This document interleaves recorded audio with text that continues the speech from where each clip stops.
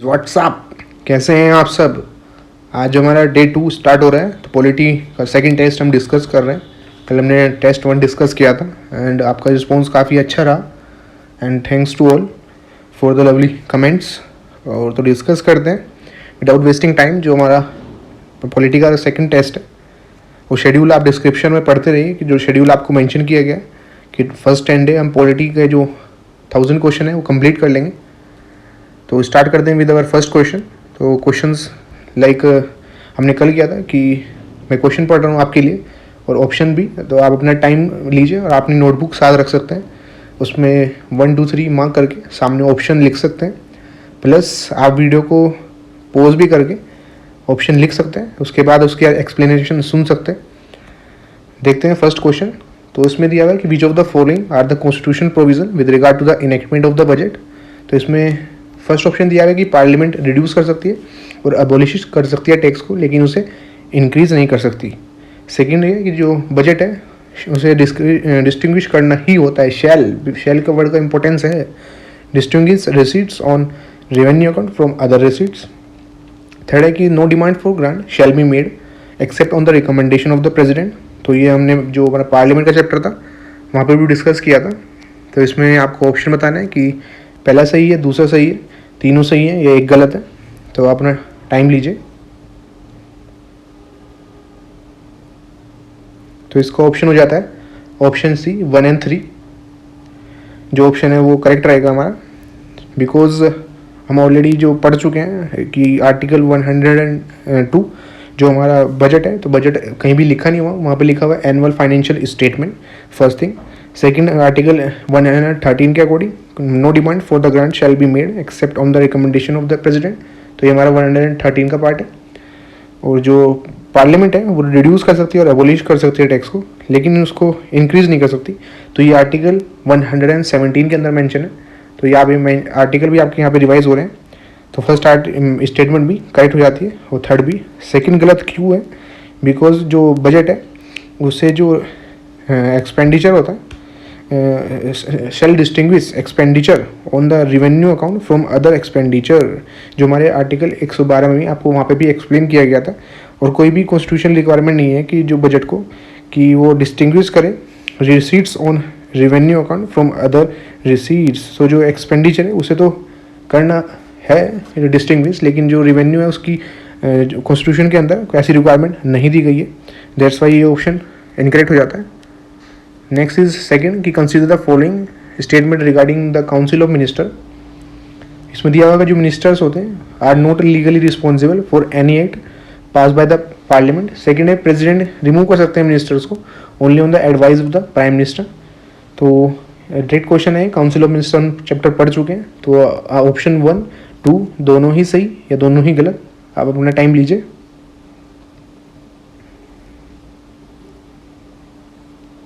तो इसका ऑप्शन हो जाता है सी, दैट इज बोथ 1 और 2।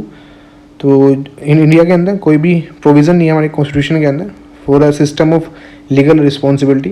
दैट्स वाई इसमें नोट है तो ये सही हो जाता है। और जो सेकंड ऑप्शन है कि प्रेसिडेंट रिमूव कर सकते हैं मिनिस्टर को only on the advice of the prime minister, ये बिल्कुल ही सही है। तो ये दोनों ही हम ऑलरेडी पढ़ चुके हैं काउंसिल ऑफ मिनिस्टर्स में, जिसने ये सीरीज़ हमारी लक्ष्मीकांत की 6th एडिशन की नहीं देखी, प्लीज़ डू वॉच। तो आपको वो वेरी हेल्पफुल रहेगा कि आपको जो डाउट्स हैं पूरे ही क्लियर रहेंगे। और विद इन आपको एक दिन लगेगा पूरा, हार्डली पूरे प्लेलिस्ट को एक साथ बैठेंगे आप पूरे ही सुनने के अंदर। नेक्स्ट ऑप्शन देखते हैं कैबिनेट कमेटीज़ के रिगार्डिंग। ये भी हम चैप्टर कंप्लीट कर दिया था हमने। तो उसमें दिया हुआ कि they are extra constitutional in nature. Second है जो एस्टेब्लिशमेंट और डिसकंटिन्यूशन है किसी भी कैबिनेट कमेटीज़ का, उसे लोकसभा द्वारा ही अप्रूव होना चाहिए। तो स्टेटमेंट 1 करेक्ट है, सेकंड है दोनों है या दोनों ही गलत है। तो अब अपना टाइम लीजिए। तो इसमें जो ऑप्शन है वो 1 हो जाता है, ओनली 1 करेक्ट, बिकॉज जो हम ऑलरेडी पढ़ चुके हैं जो कैबिनेट कमेटी है वो एक्स्ट्रा कॉन्स्टिट्यूशनल होती है नेचर में, वो मेंशन नहीं की गई है हमारी कॉन्स्टिट्यूशन के अंदर।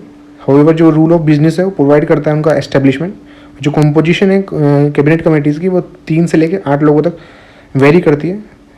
इवन जो मिनिस्टर्स होते हैं which are not the part of the cabinet can be added to the cabinet committees. ऐसे जो ऑप्शन 1 है हमारा करेक्ट हो जाता है। दूसरा क्या है कि उन्हें जो कैबिनेट कमेटीज़ हमने पढ़ा था, इन्हें सेटअप की जाती हैं by the prime minister according to the जो भी टाइम की सिचुएशंस होती है, रिक्वायरमेंट होती है। हैंस इनके जो हमने पढ़ा था कि नंबर, नोमेनक्लेचर और क्लासिफिकेशन जो भी है, कंपोजिशन, वो वेरी करती है टाइम टू टाइम। और उन्हें जब टास्क कंप्लीट हो जाता है इन्हें डिसबैंड क्लोज कर दिया जाता है। और उनका एस्टेब्लिशमेंट और जो डिसकंटिन्यूएशन है, जो हमारे ऑप्शन में पूछा गया है कैबिनेट कमेटीज़ का, वो भी कौन करते हैं? वो हमारे प्राइम मिनिस्टर ही करते हैं। It does not require Lok Sabha approval, hence option 2 is not correct. Next देखते हैं हमारा क्वेश्चन नंबर 4 कि with reference to the duration of the panchayat consider the following statement. तो इसमें दिया हुआ फर्स्ट कि जो टेन्योर है एवरी पंचायत का shall be for 5 years from date of its first meeting. Second जो पंचायत है उसे is dissolve in accordance with the procedure, जो हमारे 73rd अमेंडमेंट है उसके अंदर जो डिफाइन किया गया उसके अकॉर्डिंग। थर्ड जो पंचायत है reconstituted after a premature dissolution shall continue only after the remainder of the, जो पंचायत हमने वहाँ पे पढ़ा था कि दोबारा रिकॉन्स्टिट्यूट की जाती है प्री मैच्योर डिसोल्यूशन के बाद, वो कंटिन्यू करती है केवल रिमेनर टर्म। तो ये बताना सही है नहीं गई है। तो which of the following is correct? तीनों सही है, एक गलत है, कौन सा है? तो आप अपना टाइम लीजिए। तो इसमें ऑप्शन हो जाता है बी 1 and 3 ओनली। तो ऑलरेडी जी हम जो पढ़ चुके हैं, थर्ड तो आपको डायरेक्टली वहीं से उठ के आया है। फर्स्ट भी जो टेन्योर है एवरी पंचायत का 5 साल होता है from the date of its first meeting. और सेकंड जो ऑप्शन यहाँ पे करेक्ट क्यों नहीं है? Because it can be dissolve even before the completion of its term.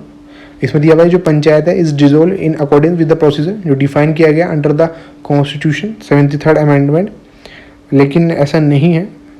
जो पहले आपकी चीज़ याद रखनी है कि ये पहले ही डिजोल्व किया जा सकता है, उसके टाइम से पहले ही जो प्रिस्क्राइब किया गया है। और it can be dissolve earlier in according with the procedure, जो हमने वहाँ पे पढ़ा था कि स्टेट लॉज के अकॉर्डिंग होता है, ना कि जो कि कॉन्स्टिट्यूशन के 42nd अमेंडमेंट 43rd अमेंडमेंट में लिखा हुआ है।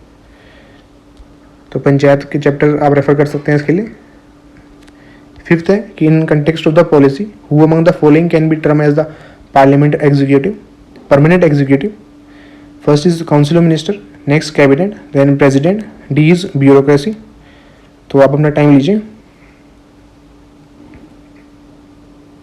तो इसका ऑप्शन हो जाता है डी, इट इज़ ब्यूरोक्रेसी। तो आप वैसे ही आपको पता चलता है कि जो एग्जीक्यूटिव होते हैं, कि जो हमारे लेजिस्लेचर जो कानून बनाते हैं, एग्जीक्यूटिव जो उनके डिसीजन को आगे फॉरवर्ड करते हैं। तो जो परमानेंट है तो वो ब्यूरोक्रेसी है, जो सिविल सर्वेंट्स होते हैं।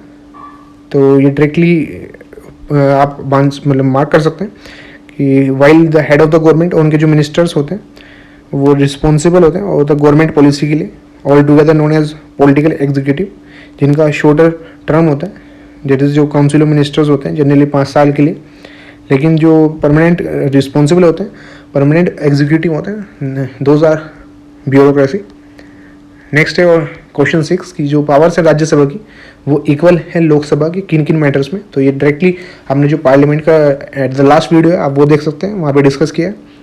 फर्स्ट है कि introduction of passage constitution amendment bill, और आपको इसमें रटने की भी कोई रिक्वायरमेंट नहीं है। तो कॉन्सेप्ट आपकी क्लियर होना चाहिए। जैसे हमने पढ़ा था वहाँ पे ऑर्डिनरी बिल में कैसे इक्वल थी, मनी बिल में अलग थी, कॉन्स्टिट्यूशनल अमेंडमेंट में हमने सब देखा था। सेकंड है election of the vice president. Third है कि अप्रूवल की 3 टाइप्स की जब इमरजेंसी लगती है। तो आप अपना टाइम लीजिए, कौन से इसमें करेक्ट ऑप्शन है कि फर्स्ट करेक्ट है, दोनों करेक्ट हैं, तीनों करेक्ट हैं, एक करेक्ट है। तो इसमें ऑप्शन हो जाता है डी। तो तीनों ही करेक्ट हैं इसमें, कि जो हमने देखा था कि जो पावर है और स्टेटस है राज्यसभा का वो लोकसभा के इक्वल है किन किन मैटर में देखा था। जैसा अभी ऑलरेडी बता चुका हूँ आपको कि ऑर्डिनरी बिल को पास करने में, कॉन्स्टिट्यूशन अमेंडमेंट में भी। अब क्यों इक्वल है ये भी हमने बताया था कि दोनों हाउस में स्पेशल मेजोरिटी लगती है, तो इसलिए ये इन दोनों की पावर इक्वल हो जाती है। थर्ड होता है कि जो फाइनेंशियल बिल है इसमें इन्वॉल्व होता है expenditure consolidated fund of India से, उसमें भी जो हमने आर्टिकल 117 पढ़ा था। और इलेक्शन और इम्पीचमेंट प्रेसिडेंट साहब का उसमें भी इक्वल होती है, क्योंकि इम्पीचमेंट में हमने जो वो आर्टिकल 61 पढ़ा था वो भी आपको पूरा क्लियर होना चाहिए। और जो एक आगे अलग से मेजोरिटी वाली वीडियो थी तो उसमें भी एक्सप्लेन किया गया था कि कैसे कि जो प्रेसिडेंट साहब है वो बड़ा ऑफिस है, तो आपको याद कराया जाता कि 2/3 ऑफ द टोटल मेंबरशिप, ना कि 2/3 सिंपल। और मेजोरिटी मीन्स 2/3 प्रेसिडेंट वोटिंग नहीं था। नेक्स्ट होता है election of the vice president, इसमें भी बराबर होती है, ये करेक्ट है। तो ये आपको सारे केसेस आपको मैंने बता दिए, तो आपका एक रिवीजन भी हो गया। अब 7th क्वेश्चन देखते हैं कि consider the following passage, it refers to the termination of the sitting of the house without naming a day for reassembly. ये डायरेक्ट पार्लियामेंट से ही पूछा गया है, जब आपको डिफरेंट टर्म समझाई गई थी, एडजॉर्नमेंट, सेनेट, प्रोवोकेशन, रेजोल्यूशन। इसमें बताया गया कि ये रेफर करता है टर्मिनेशन किसी सिटिंग को, कि जब नाम नहीं दिया जाता कि कब दोबारा रीअसेंबल किया जाएगा, और ये पावर लाइज की जाती है प्रेजाइडिंग ऑफिसर को ऑफ द हाउस। और जो प्रेजाइडिंग ऑफिसर्स होते हैं can still call a sitting of the house even after exercising this power. तो which of the following is referred in the above passage. तो ये डायरेक्टली इसका option, आपको टाइम भी नहीं लगना चाहिए, डी हो जाता है, एडजॉर्नमेंट सेनेट। हम ऑलरेडी वहाँ पे पढ़ चुके हैं। नेक्स्ट देखते हैं 8 क्वेश्चन कि which of the following veto power जो हमारे इंडियन प्रेसिडेंट को दी गई है। तो एब्सोल्यूट, क्वालिफाइड, सस्पेंसिव, पॉकेट, तो तीनों हैं, चारों हैं। आप अपना टाइम लीजिए। ऑल्सो वेरी इजी क्वेश्चन, तो इसका डायरेक्टली आप एलिमिनेट कर सकते हैं। हमने आपको वहाँ ट्रिक बताई थी कि क्वालिफाइड नहीं है, अब 1, 3, 4 इसका ऑप्शन होगा, तो 3 ऑप्शन होगा। तो आपको ऐसे याद भी कराया था कि थोड़ा भावना में मत भैया, अब क्या याद कराया था आपको वहाँ पे कि क्वालिफाइड वीटो कहा था। तो क्वालिफाइड हमारे इंडिया में क्वालिटी थोड़ी कम है, तो यूएस में ये चलता है। तो ऐसे आप थोड़ा लॉजिकल याद रख सकते हैं। तो केवल समझाने के लिए, ऐसा वैसे है कुछ नहीं, इंडिया में भी अच्छी क्वालिटी है हमारी। 9th क्वेश्चन है जो minimum number of members required to be present in the house before it can be transact any business, कि ये यहाँ पे क्योरम की बात हो रही है। अब वहाँ पे आपको स्पेशल मेंशन कराया गया था, मैंने पढ़ाते वक्त भी, कि क्योरम में आपको ध्यान रखना है कि उसमें प्रिसाइडिंग ऑफिसर इंक्लूड होता है। तो देखते हैं ऑप्शन को कि 1/10 of the total member of members, इसमें आ गया ना वही excluding the presiding officer, 1/10 total members excluding the nominated member, और 1/8 टोटल मेंबर्स का इसमें भी प्रिसाइडिंग ऑफिसर इंक्लूड है। तो आप बताइए इसमें से कौन सा ऑप्शन करेक्ट होगा। तो डायरेक्टली डी ऑप्शन हो जाता है। फर्स्ट आपको बताया था कि इंक्लूडिंग है प्रिसाइडिंग ऑफिसर, तो एक्सक्लूडिंग दोनों ही कट, इंक्लूडिंग में, इंक्लूडिंग के बाद हम देखेंगे 1/10 है, तो 1/10 है, तो डी ऑप्शन हमारा करेक्ट हो जाता है। अब 10th है कि which of the following can be consider, कि जो डिस्क्रिशनरी पावर है हमारे प्रेसिडेंट साहब की। फर्स्ट, डिस्क्रिशनरी मतलब कि उन्हें किसी की और की रिक्वायरमेंट उसमें नहीं होती, उनका अपना ही एक इच्छा चलती है सब चीज़ में। First, president council of ministers को कह सकते हैं कि वो रिकंसिडर करें एडवाइस गिवन टू हिम, जो हमने पढ़ा था कि 44th अमेंडमेंट से लाया गया था ये। Second, he can refuse to give assent to ordinary bill, जो पास किया गया पार्लियामेंट द्वारा। थर्ड, प्राइम मिनिस्टर का appointment in case of hung assembly. तो तीनों सही है, एक गलत है या 2 सही है, आप प्लीज़ बताइए, अपना टाइम लीजिए। तो इसका ऑप्शन डी हो जाता है डायरेक्टली, तीनों ही सही है ये। तो ऑलरेडी हम प्रेसिडेंट साहब की जो पावर पढ़ते हैं तो वहाँ पढ़ चुके हैं कि ये भेज सकते हैं काउंसिल ऑफ मिनिस्टर को दोबारा, और 44 से पहले हुआ था, उसके बाद जो 44 था उसने एक बाइंडिंग कर देता था कि जब रिकंसिडर के लिए भेजते हैं प्रेसिडेंट साहब, उसके बाद भी दोबारा उनके पास आता है, तो उसे उन्हें पास करना ही होता है। तो तीनों ही स्टेटमेंट करेक्ट हैं। 11th है कि consider the following statement regarding the council of municipal corporation. तो जो काउंसिल कंसिस्ट होती है councillor directly elected by the people as well as few nominated members. Second है जो काउंसिल है is headed by a mayor जिसका tenure is coterminous with the council. तो first है, सेकंड है, दोनों है या दोनों ही गलत है। तो आप बताइए, अपना टाइम लीजिए फॉर 5 सेकेंड।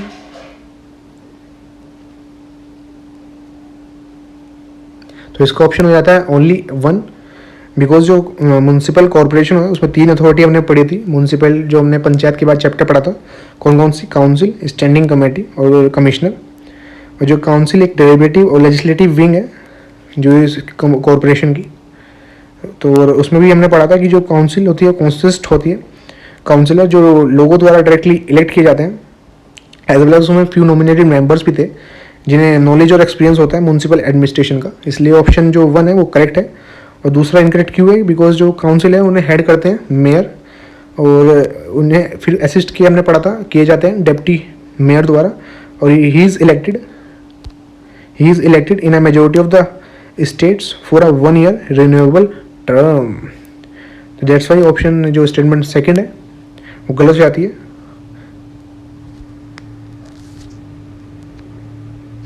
तो जो काउंसिल है उससे कोटर्मिनस नहीं है उनका। नेक्स्ट है 12th क्वेश्चन कि with reference to the safeguard to ensure the independence of the supreme court consider the following statement. कि ये लास्ट में जो पावर्स ये डायरेक्टली हेडिंग मेंशन है इंडिपेंडेंस की, उस हमने पढ़ी थी कि कौन कौन से प्रोविजन है कि इनका डिस्कस नहीं किया जाता पार्लियामेंट में, सो एंड सो। तो देखते हैं कि जजेस of the supreme court are appointed by a collegium of supreme court. Second, जो सैलरीज और पेंशन है जजेस की सुप्रीम कोर्ट की, वो चार्ज होती है कॉन्सोलिडेटेड फंड ऑफ इंडिया पे। थर्ड, जो पार्लियामेंट है is not authorise to curtail the jurisdiction and power of the supreme court. तो आपको ऑप्शन बताना है, एक सही है, दो सही है, तीनों सही है या एक सही है बस। तो आप अपना समय लीजिए।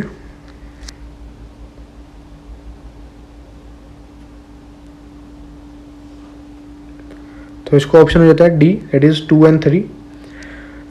हमारे इसमें बिल्कुल सही है। तो इसका एक्सप्लेनेशन आपको वहाँ पे भी दिया गया था। तो जो जज होते हैं सुप्रीम कोर्ट के, उन्हें अपॉइंट कौन करते हैं? प्रेसिडेंट। किससे कंसल्ट करके? Consult with the judiciary itself. Hence जो ऑप्शन सेकंड है वो करेक्ट नहीं है। जो कॉन्स्टिट्यूशन, क्योंकि हम अभी प्रोविजंस पढ़ रहे हैं कि कौन कौन से इंडिपेंडेंस के थे, इसमें लिखा हुआ कि इन्हें अपॉइंट किया जाता है कॉलेजियम द्वारा, ऐसा नहीं है, प्रेसिडेंट साहब द्वारा अपॉइंट किए जाते हैं with the members of his judiciary itself. ये एग्जैक्ट टर्म है। तो आप अपना माइंड, आपको कल भी बताया गया था कि अगर आपको जो आपने बुक में पढ़ी है वो एग्जैक्ट आपको कीवर्ड्स नहीं मेंशन हो रहे हैं, तो अगर आपको लॉजिकल नहीं लग रहा, तो अगर वो कीवर्ड्स नहीं मिल रहे हैं तो डायरेक्टली आप ऑप्शन को गलत कर सकते हैं उसको।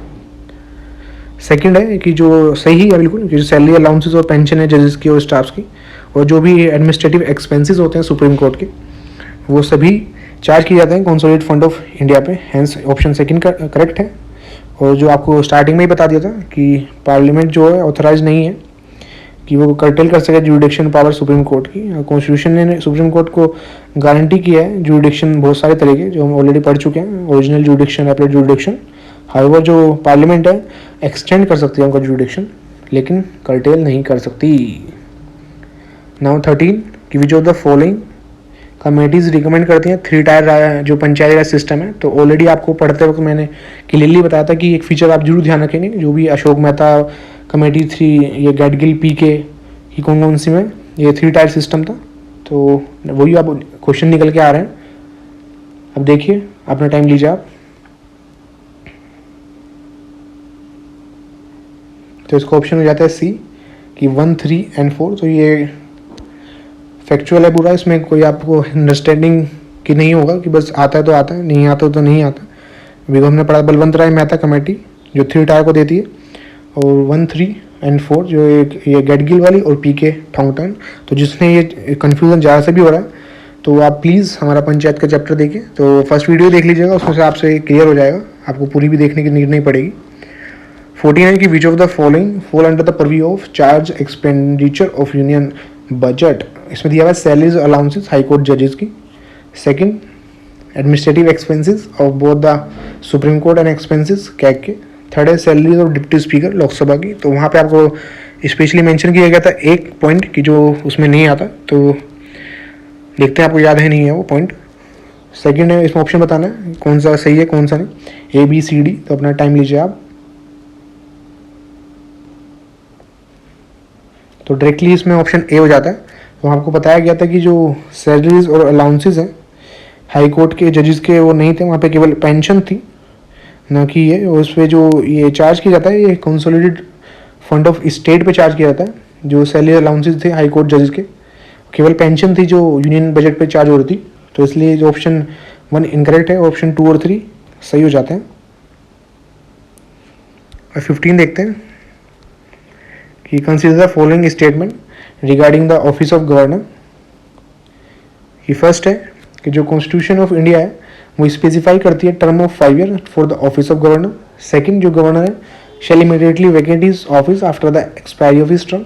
तो कौन सा सही है? वेरी इजी क्वेश्चन, अटेम्प्ट कीजिए।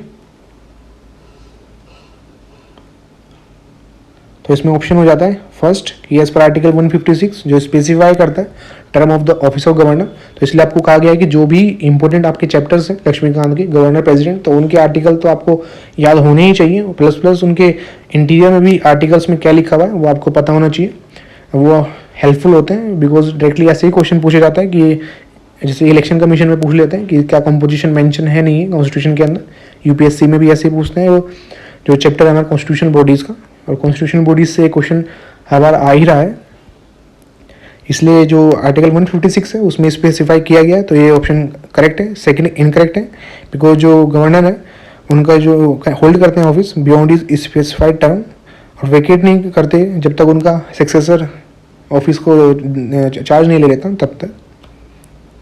नेक्स्ट देखते हैं 16C,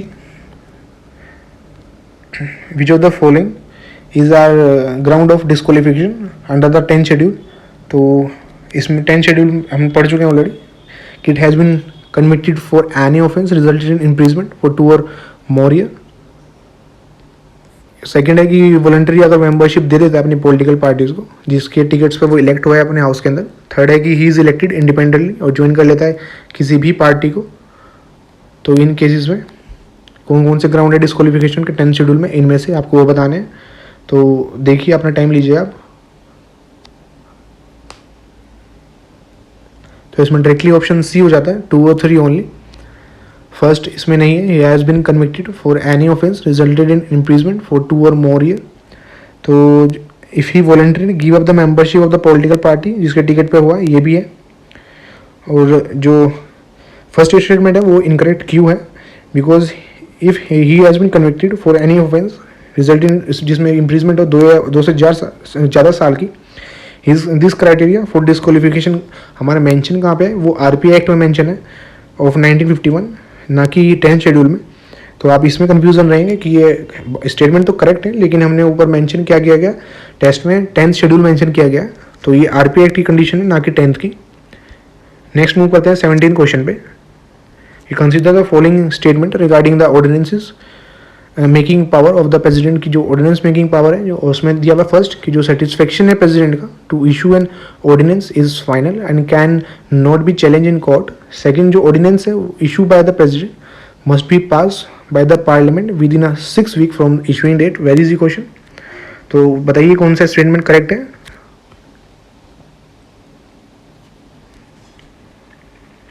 तो डायरेक्टली इसमें दोनों ही सही नहीं है, तो ऑप्शन डी हो जाता है।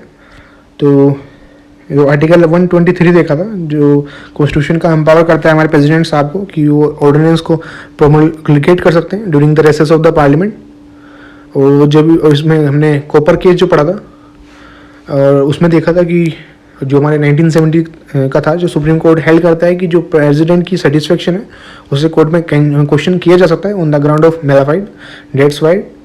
ये ऑप्शन 1 इनकरेक्ट हो जाता है आपका। और सेकंड आपका ऑप्शन भी इनकरेक्ट है कि जो ऑर्डिनेंस इशू किया जाता है प्रेसिडेंट साहब द्वारा वो पार्लियामेंट द्वारा पास हो जाना ही चाहिए within 6 week from its issuing. तो उसमें क्या होता है, जो पीरियड है 6 वीक का जो कैलकुलेट किया जाता है from the later of this date, issue date से नहीं होता, और जिसकी मैक्सिमम लाइफ होती है 6 मंथ से लेके 6 वीक तक। एंड द ऑर्डिनेंस में also see stop right even earlier than the prescribe 6 week if both the house of the parliament pass करते हैं रेजोल्यूशन को अप्रूविंग इट। तो इसमें यही दिया हुआ कि जो ऑर्डिनेंस है प्रेसिडेंट साहब द्वारा पास किया गया उससे पार्लियामेंट द्वारा पास कर होना चाहिए 6 वीक के अंदर फ्रॉम द इशूइंग डेट। तो ये ऑप्शन इसी वजह से इनकरेक्ट दिया गया है बिकॉज ये इससे पहले भी 6 वीक से पहले भी इसे डिसकंटिन्यू किया जा सकता है अगर जो हमारी हाउस है वो इसे अप्रूव कर दें कि ये अप्रूव की चीज़ का कि ये कैंसिल होना चाहिए। तो होप आपको यहाँ तक पूरा ही क्लियर हो गया होगा। तो बड़े ही धीरे चल रहे हैं हम बिकॉज कल की वीडियो में सबने कहा है जब 2x मोड में चला रहे थे तो उसमें वो आंसर भी उनको शोन हो रहे हैं, तो इस वजह से दिक्कत हो रही है। 18 देखते हैं कि consider the following pair of kind of cut motion and their provision. तो 3 टाइप के हम ऑलरेडी डिस्कस कर चुके हैं और हमें डिटेल में भी अभी और देखना है। प्लस गाइज इसमें भी अगर आपको क्लियर कुछ एक्सप्लेनेशन नहीं आ रही है तो आप कमेंट में डायरेक्टली पूछ सकते हैं and we will definitely reply you within 24 hour. तो कट मोशन को मैच करना है, इकोनॉमी कट और टोकन कट, तो तीनों आप चेक करिए कौन सा सही है कौन सा नहीं। ऑलरेडी आपको पढ़ा चुके हैं पार्लियामेंट के चैप्टर में। बताना है फर्स्ट सही है, दोनों सही है, थर्ड ओनली 1 2 3। तो ऑप्शन बी हो जाता है 1 and 3 ओनली। थर्ड इसमें गलत है, जो हमारा टोकन कट मोशन है कि उसमें लिखा हुआ था कि it ventilate a specific grievances, जो विद इन अ स्पेयर जो गवर्नमेंट ऑफ इंडिया की रिस्पॉन्सिबिलिटी के अंदर होता है, और उसकी जो अमाउंट है वो it state that the amount of the demand be reduce by 100, hence जो पेयर 3 है इज नॉट करेक्टली मैच। तो ये 2 का जो डिफरेंस है उसकी वजह से ऑप्शंस गलत हो जाते हैं। तो ये आपको पूरा ही क्लियर होना चाहिए, बिकॉज हमने जो पॉलिसी कट मोशन देखा था वो रिप्रेजेंट करता है डिसअप्रूवल किसी भी पॉलिसी का। जो डिमांड्स जिसमें दी गई है वो इट स्टेट दैट जो अमाउंट है डिमांड की वो रिड्यूस होनी चाहिए टू 1 रुपीज़। तो ये 2 और बाय का आप करेक्टली मेंशन करेंगे, ध्यान रखेंगे, मतलब कि उसी से आपका चीज़ें गलत हो जाती हैं। नेक्स्ट देखते हैं कि with reference to the disqualification for a person to be chosen a member of the Rajya Sabha consider the following statement. और इससे पहले कि जो आपका कट मोशन में अगर आपको कुछ भी डाउट रह गया हो तो अभी एक ऑन बोर्ड एक वीडियो आने वाली है हमारी कट मोशन पे, जिसको आपको पूरा ही एक्सप्लेन किया जाएगा, तो don't need to worry. 19 question देखते हैं। With reference to the qualification for a person to be chosen a member of the Rajya Sabha, कौन कौन सी कंडीशंस हैं दी गई हैं कि उसे सिटीजन होना चाहिए, less than 25 year of age, and he must be elected in particular state. देखिए कौन सा करेक्ट है, समझ अपना टाइम लीजिए आप। तो उसमें केवल मात्र फर्स्ट ऑप्शन करेक्ट है, डायरेक्टली दिखाई भी पड़ रहा है कि बिकॉज एज हमारी 30 ईयर दी गई है वहाँ पे, और इसलिए इनकरेक्ट है। और जो हमारा थर्ड है उसमें हम पढ़ चुके हैं ऑलरेडी कि ही must be registered as a इलेक्टर for parliamentary constituency, and this is same in case of both Rajya Sabha में भी और लोकसभा में भी। और जो रिक्वायरमेंट है कैंडिडेट की, इलेक्शन लड़ रहा है to the Rajya Sabha from a particular state, should be elected in that particular state, वो डिस्पेंस कर दी गई थी 2003 के अंदर, और 2006 में सुप्रीम कोर्ट ने उसे सही ठहराया गया था। हैंस जो ऑप्शन 3 है वो करेक्ट नहीं है कि जो इलेक्टर है must be इलेक्टर in the particular state जहाँ से वो इलेक्ट होकर आएगा उस स्टेट से, तो ये गलत है। Next is 20, consider the following statement regarding chief minister.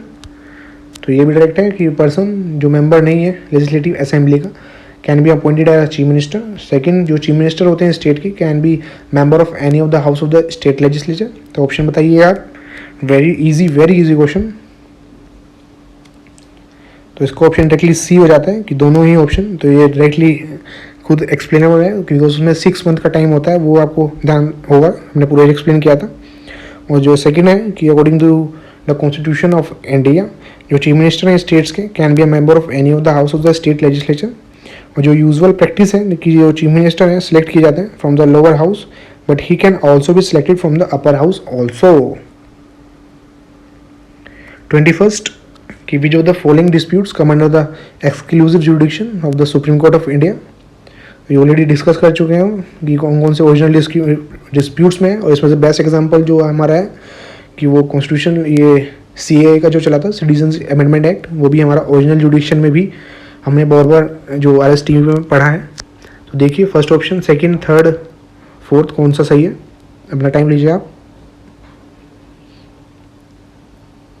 तो हम देखते हैं कि ओनली बी की इलेक्शन ऑफ प्रेसिडेंट और वाइस प्रेसिडेंट ही ओरिजिनल जुडिक्शन में आता है, और ये हम ऑलरेडी डिस्कस भी कर चुके हैं। फर्स्ट जो मतलब सेकंड ऑप्शन करेक्ट है कि जो सुप्रीम कोर्ट है डिसाइड करता है dispute regarding the election of the president और वाइस प्रेसिडेंट। तो दोनों चैप्टर में पढ़ चुके हैं कि फाइनल डिसीजन बॉडी की कौन होती है, सुप्रीम कोर्ट। इन दोनों चैप्टर में हम ये देख चुके हैं। और इस डिस्प्यूट में जो सुप्रीम कोर्ट होता है उसका एक्सक्लूसिव और ओरिजिनल जुडिक्शन होता है, और वही फाइनल अथॉरिटी होती है। और जो वन ऑप्शन है वो इनकरेक्ट है कि बिकॉज जो रिट है उसके अकॉर्डिंग चलता है वो, तो आपको कीवर्ड्स आपको बता रहा हूँ मैं बस। थर्ड भी इनकरेक्ट है बिकॉज जो ओरिजिनल जुडिक्शन हाई कोर्ट का involving disputes related to the election of the member of the parliament और स्टेट लेजिस्लेचर, तो वहाँ पे हाई कोर्ट का है, not of supreme court. Fourth क्यों रहता है, फर्दर जो जुडिक्शन है सुप्रीम कोर्ट का वो एक्सटेंड नहीं करता। किन किन मैटर्स में वो ध्यान रखेंगे कि 4 मैटर में एक्सटेंड नहीं करता। फर्स्ट है interstate water dispute, second है matter related to the finance commission, third है कि जो भी सर्टेन एक्सपेंसेस और पेंशन होती है सेंटर और स्टेट के बीच में उसे एडजस्ट करने के रिगार्डिंग। फोर्थ है कि कोई भी ऑर्डिनरी डिस्प्यूट हो कमर्शियल नेचर का सेंटर और स्टेट के बीच में, तो इन चारों में ही ओरिजिनल डिस्प्यूट एक्सटेंड नहीं करता। ये डायरेक्टली आप माइंड में डाल सकते हैं because very very important.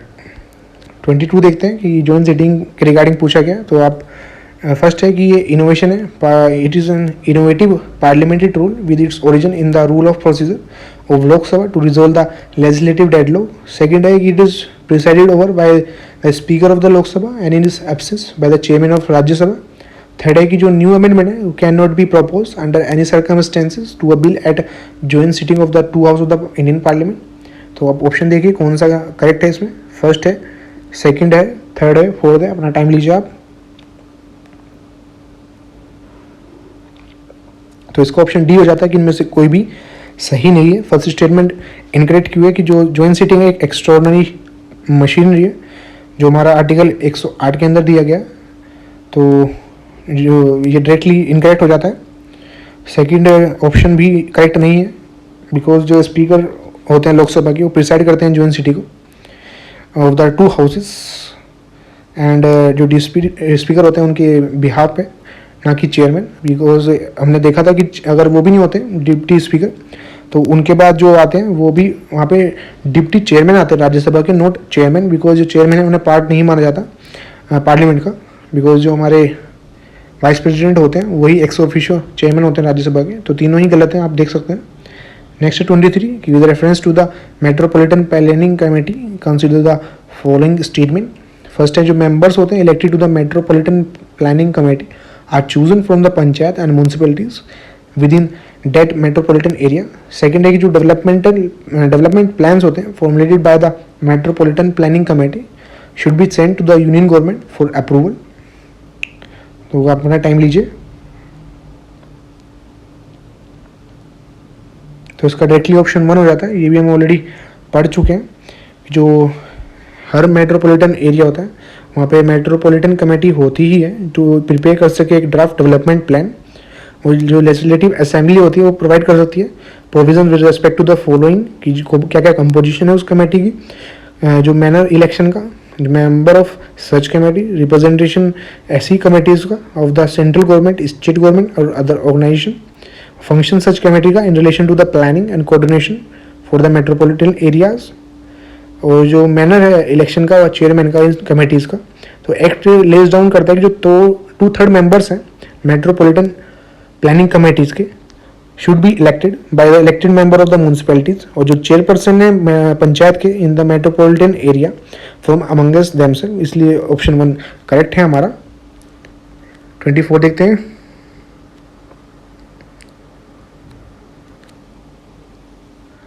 About the money bill हम ऑलरेडी पढ़ चुके हैं।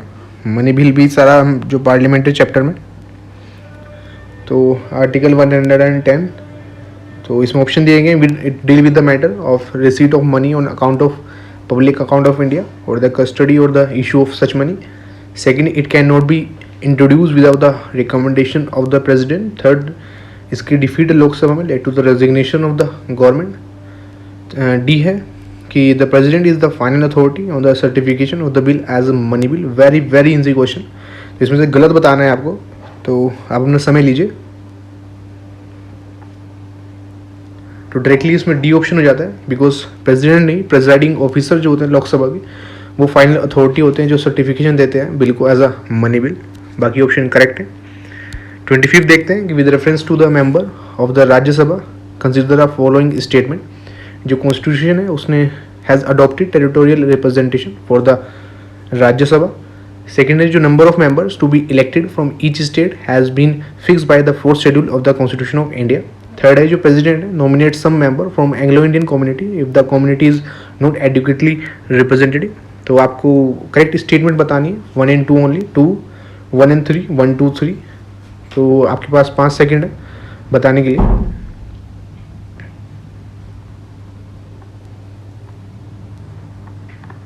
तो इसका ऑप्शन बी हो जाता है। डायरेक्टली आप समझ सकते हैं कि बी ऑप्शन 2 ओनली, ये ऑलरेडी हम पढ़ भी चुके हैं। जो कॉन्स्टिट्यूशन है अडॉप्टेड टेरिटोरियल रिप्रेजेंटेशन।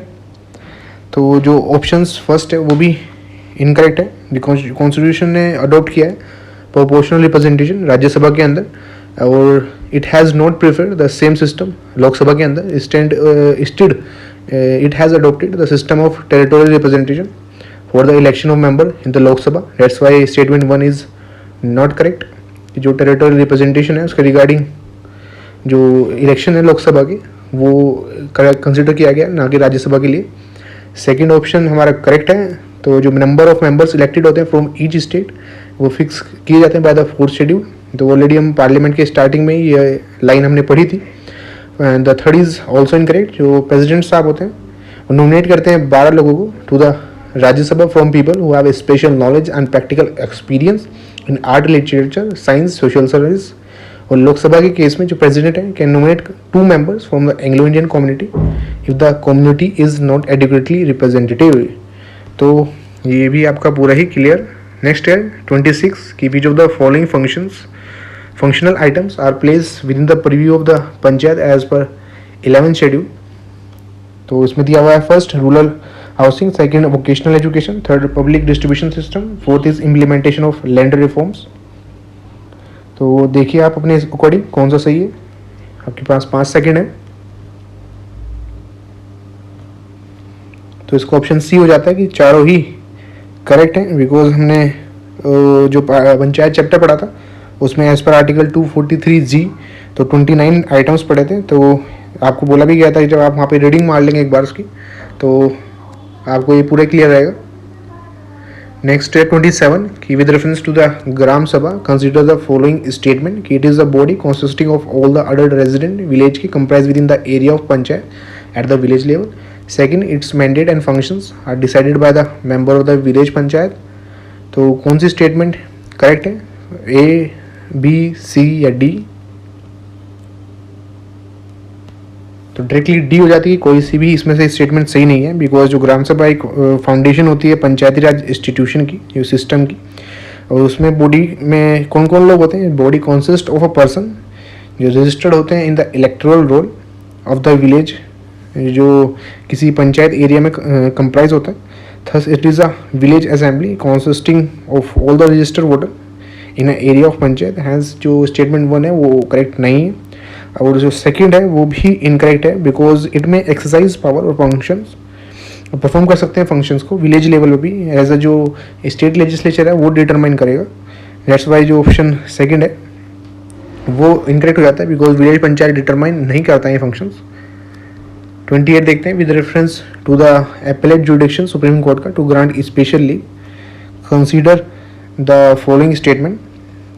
तो ये डायरेक्टली आपको आर्टिकल 136 आपको वहाँ पे भी पढ़ाते हुए मेंशन किया गया था, तो वहाँ से क्वेश्चन देखा गया। तो फर्स्ट ऑप्शन ये डिस्क्रिशनरी पावर सुप्रीम कोर्ट की। Second, it is applicable in all the constitutional civil as well as criminal matter. Third है कि it is granted against any court और ट्रिब्यूनल। तो ए, बी, सी, डी कौन सा option बचता है? तो इसमें डायरेक्टली ऑप्शन बी हो जाता है 1 and 2। तो बिकॉज आर्टिकल 136 में हमने पढ़ा था कि जो सुप्रीम कोर्ट है वो ऑथोराइज है to grant its discretion in special leave to appeal from any judgment in any matter pass by any court और ट्रिब्यूनल कंट्री के, एक्सेप्ट जो मिलिट्री ट्रिब्यूनल और कोर्ट ट्रिब्यूनल होते हैं। और 4 एक्सपेक्ट भी हमने वहाँ पे पढ़े थे कि ये डिस्क्रिशनरी पावर है, hence can not be claimed as a matter of right. Hence जो ऑप्शन 1 है वो करेक्ट है। Second, it is granted in any judgment whether चाहे वो फाइनल हो या इंटरलोकेटरी हो। थर्ड हमने पढ़ा था कि it may be related to any matter, चाहे वो कॉन्स्टिट्यूशनल हो, सिविल हो, क्रिमिनल हो, इनकम टैक्स हो, labour, revenue, advocate etcetera. That's why ये ऑप्शन सेकंड करेक्ट हो जाता है। और थर्ड में करेक्ट क्यों नहीं है? Because it can be granted against any court और tribunal, not necessary against high court. कि ये ग्रांट किया जा सकता है अगेंस्ट एनी कोर्ट और tribunal, not necessarily against high court. और सम एक्सेप्ट कर सकते, इसमें मिलिट्री कोर्ट भी नहीं। तो थर्ड भी गलत हो जाता है। दैट इसमें लिखा हुआ it can be granted against any court और ट्रिब्यूनल, तो ऐसा नहीं है। 29 is which of the following parties can be recognise as national party. तो ये डायरेक्टली करंट का भी पार्ट था। ये जब जून की जो मैगजीन थी हमारी विजन की, तो वहाँ पे भी डिस्कस किया गया था, बार बार भी आ रहा था कि कौन कौन से क्राइटेरिया हैं जिसे रिकॉग्नाइज किया जाता है नेशनल पार्टी को। तो आप बताइए इनमें कौन सा सही है? तो ऑप्शन सी इसमें करेक्ट हो जाता है कि एट प्रेजेंट 2016 के अंदर पार्टी को नेशनल पार्टी कब रिकॉग्नाइज किया जाता है? जब वो सिक्योर कर लेती है 6% valid vote in any 4 or more state at general election, Lok Sabha की या लेजिस्लेटिव असेंबली के, प्लस अगर वो जीत जाती है 4 सीट लोकसभा के अंदर फ्रॉम एनी स्टेट, और दूसरी हमने देखी थी कि अगर वो जीतती है 2% सीट लोकसभा के अंदर एट अ जनरल इलेक्शन, और these candidate are elected from 3 states, और तो ये सभी कंडीशन में और है, तो कोई सी भी सेटिस्फाई होगी। If it recognise as a state party in 4 states, तो इन सभी में उसे नेशनल पार्टी रिकग्नाइज कर दिया जाएगा। नेक्स्ट है 30 क्वेश्चन कि with reference to inter state council consider the following statement. First, it is a permanent institution to effect coordination between the states and between the centre state. Second, ये establish की जाती है by the president of India. Third, being a constitutional body, इसका decision जो है binding है nature में। तो इंटर स्टेट काउंसिल चैप्टर हमने सेंटर स्टेट वाला जो चैप्टर है उसके बाद पढ़ा था। तो देखिए कौन सा ऑप्शन है, आपके पास 5 सेकंड है। तो डायरेक्टली इसमें ऑप्शन सी हो जाता है, तो जो हमारा करेक्ट बनता है, बिकॉज आर्टिकल 263 हमने पढ़ा था वहाँ पे भी। और जो थर्ड भी इनकरेक्ट है, बिकॉज जो काउंसिल डील कर सकती है किसी भी कंट्रोवर्सी से, चाहे वो लीगल हो चाहे नॉन लीगल हो, लेकिन जो उसका फंक्शन है एडवाइजरी है, अनलाइक द कोर्ट जिसका बाइंडिंग डिसीजन होता है। दैट्स वाई ऑप्शन 3 इनकरेक्ट है, बिकॉज इसका बाइंडिंग नहीं है, इसका एडवाइजरी है। तो बाकी ऑलरेडी आप पढ़ चुके हैं। 31 is consider the following statement regarding the pardoning power, जो आर्टिकल 72 में हम पढ़ चुके हैं। तो first is constitutionally exclusive empower करता है, जो constitution exclusively empower the president to grant pardon convicted person. Second is pardoning power of president does not extend to punishment by court martial. तो ऑप्शन 1, 2, 3 या 4, तो इसमें डायरेक्टली हम देख सकते हैं डी हो जाता है कि कोई सी भी सही नहीं है, बिकॉज हमने आर्टिकल 72 भी इसमें डिस्कस किया था कि जो एम्पावर करता है प्रेसिडेंट साहब को कि ग्रांट करे एम्पावर, और उसमें हमने देखा था पनिशमेंट और sentence for the offence against military against a union law. Second, punishment और sentence by court martial military court. Hence जो ऑप्शन सेकेंड है वो भी गलत हो जाता है कि इसमें डज नॉट एक्सटेंड लिखा हुआ है। तो ऑप्शन सी दिया हुआ है इसका डी कि कोई सा भी सही नहीं है कि कॉन्स्टिट्यूशन एक्सक्लूसिवली प्रेसिडेंट को एम्पावर करता है to grant pardon to convicted person. ऐसा नहीं है, बिकॉज आर्टिकल 161 हमारे गवर्नर साहब को भी एम्पावर करता है स्टेट के कि वो पार्डनिंग पावर पोजेस करते हैं। नेक्स्ट इज 32 कि with reference to the leader of the house consider the following statement, कि जो लीडर है office of the leader of the house is mention in the constitution of India. Next, any member of the house who is nominated by the prime minister can act as the leader of the house. तो statement बताइए कौन सी सही है, या 5 seconds. तो इसका directly option D हो जाता है कि इनमें से कोई सा भी सही नहीं है, कोई भी सही नहीं है इसमें, बिकॉज हमने देख चुके हैं कि जो इस office of leader of house है वो कॉन्स्टिट्यूशन के अंदर मेंशन नहीं है, वो मेंशन है रूल ऑफ द हाउस के अंदर। तो ये ऑप्शन गलत हो जाता है। और जो any member of the house who is nominated by prime minister can act as a leader of the house, ये भी गलत है, बिकॉज जो रूल ऑफ लोकसभा के अंदर है जो लीडर ऑफ द हाउस का, उसका मतलब होता है prime minister. And if he is a member of the Lok Sabha और a minister not a member who is a member of the Lok Sabha, और जो प्रेसिडेंट प्राइम मिनिस्टर द्वारा नॉमिनेट किया जाएगा वो फंक्शन करता है as a prime minister, as a leader of the house. तो इसमें ऐसा नहीं है, any member of the house जो प्राइम मिनिस्टर द्वारा नॉमिनेट किया जाएगा वो एक्ट कर सकता है as a leader of the house. Therefore it is also leader of the house in the Rajya Sabha, और ही इज़ अ मिनिस्टर अगर वो मेंबर नहीं है, और ये मेंबर भी हो सकता है राज्यसभा। तो ये ऑलरेडी हम कई बार डिस्कस कर चुके हैं हमारे पार्लियामेंट में, जहाँ पे हमने लीडर ऑफ अपोजिशन पढ़ा था। एंड आपको अगर कुछ भी डाउट पड़ता है तो आप कमेंट में जरूर पूछिएगा। D is in the context of Indian parliament a casting vote refer to a voting power जो एक्सरसाइज की जाती है वाइस प्रेसिडेंट द्वारा during a motion for impeachment of the president. Second, nominated member of the house in case of parliamentary deadlock. Third, presiding officer of a house in case of an equality of votes. D is pro tem speaker during the first sitting of the house.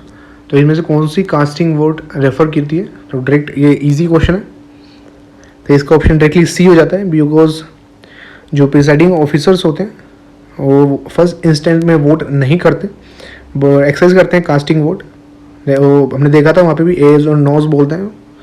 तो next है 34 कि consider the following statement, जो district planning committee के regarding में, कि it is a mandatory for every state to constitute a district planning committee. Second, जो सभी members होते हैं डिस्ट्रिक्ट प्लानिंग कमेटी के वो इलेक्ट किए जाते हैं only by the elected member of the district panchayat and municipality. तो 4 ऑप्शन आपके पास, बताइए। तो इसमें ऑप्शन आ जाता है ए, बिकॉज जो 74th कॉन्स्टिट्यूशनल अमेंडमेंट एक्ट है 1972 का, उसके अकॉर्डिंग जो पार्ट 9A इसने ऐड किया था हमारे संविधान के अंदर। तो इसमें लिखा हुआ है इट इज़ मैंडेटरी सभी स्टेट के लिए कि वो डिस्ट्रिक्ट प्लानिंग कमेटी बनाए। तो लेकिन ऐसा नहीं, मतलब इसमें ऐसा ही है कि आपने बताया कि फर्स्ट स्टेटमेंट करेक्ट है, बिकॉज जो एक्ट है वो मैंडेट करता है सभी स्टेट को कि डिस्ट्रिक्ट लेवल पे भी डिस्ट्रिक्ट प्लानिंग कमेटी होनी चाहिए जो कंसोलिडेट करेगी सभी प्लान जो पंचायत और म्यूनसिपैलिटी द्वारा बनाए जाएंगे। और सेकंड ऑप्शन इनकरेक्ट है, क्यों? Because act laid down that 4/5 जो मेंबर है डिस्ट्रिक्ट प्लानिंग कमेटी के वो इलेक्ट होने चाहिए by elected members of the district panchayat and municipality in the district from amongst themself. और जो रिप्रेजेंटेटिव है of these member in the committee should be in the proportion to the ratio between rural और urban population in the district. Hence option 2 हमारा incorrect हो जाता है। 35 देखते हैं कि with reference to the procedure of the supreme court consider the following statement. First है जो कॉन्स्टिट्यूशनल केसेस हैं वो डिसाइड किए जाते हैं बाय बेंच कंसिस्टिंग ऑफ 3 और 4 जजेस। नेक्स्ट है जो प्रेसिडेंशियल रेफरेंसेस होते हैं अंडर आर्टिकल 142 वो डिसाइड किए जाते हैं by bench consisting of at least 5 जजेस। तो ऑप्शन बताइए, ए, बी, सी या दोनों ही गलत। तो इसका डायरेक्टली ऑप्शन बी हो जाता है, 2 ओनली। तो फर्स्ट इनकरेक्ट है, सेकंड करेक्ट है, because supreme court can with approval president साहब के रूल्स बना सकती है कि जो प्रैक्टिस और प्रोसीजर है कोर्ट के उसे रेगुलेट कर सके। जो कॉन्स्टिट्यूशनल केसेस होते हैं रेफरेंस जो प्रेसिडेंट साहब द्वारा किए जाते हैं अंडर आर्टिकल 143 वो डिसाइड किए जाते हैं बेंच द्वारा कंसिस्टिंग ऑफ एटलीस्ट 5 जजेस। तो डायरेक्टली इसलिए आपको आर्टिकल के अंदर पढ़ना जरूरी होता है, इसलिए आपको रेपिटेटिवली कहा जा रहा है कि जो भी इंपॉर्टेंट चैप्टर लक्ष्मीकांत के अंदर हैं उनके सामने आप आर्टिकल लिखेंगे और उनके आर्टिकल को पढ़ेंगे। All the other cases usually जो डिसाइड किए जाते हैं एक बेंच के द्वारा जिसमें 3 नॉट लेस देन 3 जजेस होते हैं, इसलिए जो स्टेटमेंट 1 है वो इनकरेक्ट है कि जो कॉन्स्टिट्यूशनल केसेस होते हैं डिसाइड किए जाते हैं 3 और मोर जजेस द्वारा, ऐसा नहीं है, एटलीस्ट 5 जज चाहिए। तो देखते हैं नेक्स्ट क्वेश्चन कि with reference to the PR, that is proportional representation, and the FPTP, first past the post system of the election of consider the following statement कि फर्स्ट में in the PR system of the election voters usually exercise करते हैं their preference for a party not a candidate। दूसरा in the FPTP system of election जो हर party होती है get a seat in the legislature in proportion to the percentage of vote that it get। Third, इन दोनों ही system में to win an election the candidate must secure the majority of the vote. तो directly जो incorrect option है वो आपको पता चल ही रहा होगा, लेकिन आप अपना टाइम लीजिए कि इनमें से कौन सा करेक्ट है।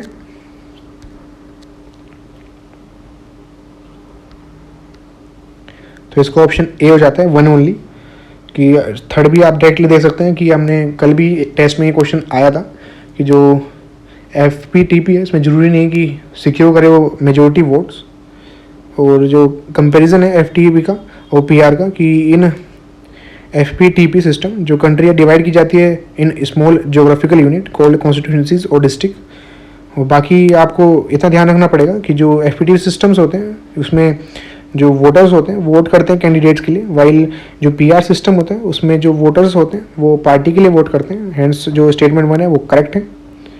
और ये बाकी जो आपको एक्सप्लेनेशन है first pass the post system और जो PR सेपरेट ऑन बोर्ड आपको समझा दिया जाएगा, तो डोंट नीड टू वरी।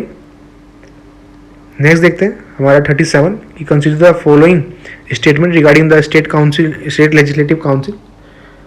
तो फर्स्ट है कि जो resolution for the creation of legislative council pass की जाना चाहिए स्टेट असेंबली द्वारा विद द स्पेशल मेजोरिटी। ये ऑलरेडी आपको जो सेपरेट वीडियो बोर्ड पे समझाई गई थी टाइप्स ऑफ मेजोरिटी में, वहाँ डिस्कस भी किया गया था। सेकंड क्या है, कॉन्स्टिट्यूशन ऑफ इंडिया प्रोवाइड करता है power to parliament to create और abolish state legislative council in a state. तो बताइए कौन सा सही है। तो इसमें दोनों ही सही है कि ऑलरेडी डिस्कस कर चुके हैं। जो resolution for the creation of legislative council दो स्टेट असेंबली द्वारा पास होना चाहिए विद स्पेशल मेजोरिटी। इसमें हमने पढ़ी थी मेजोरिटी टोटल मेंबरशिप की ऑफ द हाउस और majority not less then 2/3 of the member present and voting. जिससे आपको ट्रिक से याद कराया गया था मैंने कि एब्सोल्यूट प्लस 2/3 सिंपल याद रखेंगे बस आप कि A + 2/3 S। और सेकंड स्टेटमेंट करेक्ट है बिकॉज हमारे कॉन्स्टिट्यूशन ने एम्पावर किया है और जो act of the parliament is not to be consider as an amendment to the constitution for the purpose of article 368 और ये पास होता है like a ordinary bill.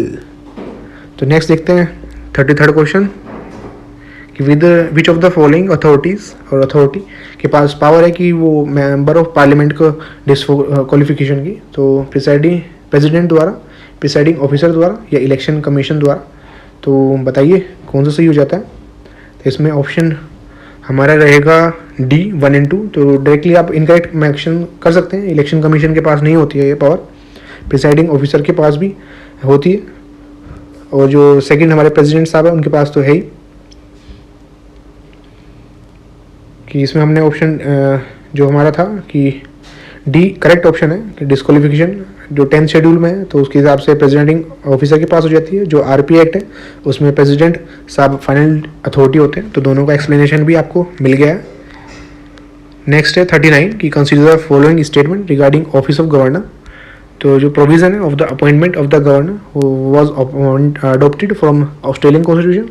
Second, India के अंदर जो प्रेसिडेंट है वो अपॉइंट करते हैं governor by warrant under his hand और seal. Third, appointment of one person as the governor of 2 or more states was provided under 7th Constitutional Amendment Act। तो इसमें से कौन सा करेक्ट है। डायरेक्ट ऑप्शन है ये। तो आप अपना टाइम लीजिए for 5 सेकेंड।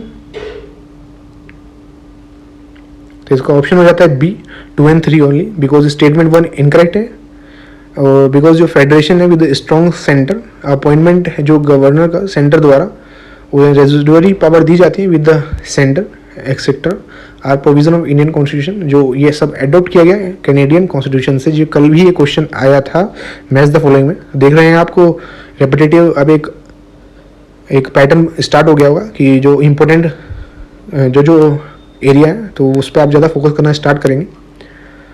तो स्टेटमेंट 2 करेक्ट है वो डायरेक्टली आप देख सकते हैं। थर्ड भी करेक्ट है बिकॉज जो आर्टिकल देखते हैं 153 से लेके 167 से इंडियन कॉन्स्टिट्यूशन के जो स्टेट एग्जीक्यूटिव से डील करता है। नेक्स्ट है 40 कि consider the following statement regarding impeachment. First है कि जो इम्पीचमेंट चार्जेस होते हैं वो इनिशिएट किए जाते हैं लोकसभा में केवल। और सेकंड, जो नॉमिनेटेड मेंबर होते हैं both the house of the parliament can not take part in the impeachment proceeding. Third, no president has been impeached so far from his post. तो इसमें से कौन सा स्टेटमेंट सही है वो बताइए आप। या 5 सेकेंड। इसमें केवल B स्टेटमेंट सही हो जाती और ये इन द कंटेक्स्ट ऑफ इंडिया बात हो रही है। तो जो प्रेसिडेंट साहब हैं वो पहला ही दूसरा इनकरेक्ट है कि इम्पीचमेंट दोनों में हो सकता है बिकॉज आर्टिकल 61 हम डिस्कस कर चुके थे मेजोरिटी वाले चैप्टर में भी। और जो नॉमिनेटेड मेंबर होते हैं दोनों ही हाउस के वो पार्टिसिपेट करते हैं इम्पीचमेंट में, दो वो इलेक्शन में पार्टिसिपेट नहीं करते। नेक्स्ट देखते हैं 41 you consider the following statement regarding public account of India। तो इसमें फर्स्ट है कि it was constituted as a part of union budget of 1991 to mobilise resources government spending के लिए। Second, it include judicial deposit, savings, bank deposit, departmental deposit and remittances. Third है कि it is operated by executive action without parliamentary approval. इनमें से कौन सा correct है option वो बताना आपको। तो डायरेक्टली इसमें ऑप्शन सी हो जाता है 2 and 3 only. First statement correct नहीं है, सेकंड करेक्ट है बिकॉज जो पब्लिक अकाउंट ऑफ इंडिया है वो हमारे आर्टिकल 266 के क्लोज सेकंड से बनी है, तो ये कॉन्स्टिट्यूशनल स्टेटस मिला है, दैट्स व्हाई ये गलत हो जाती है।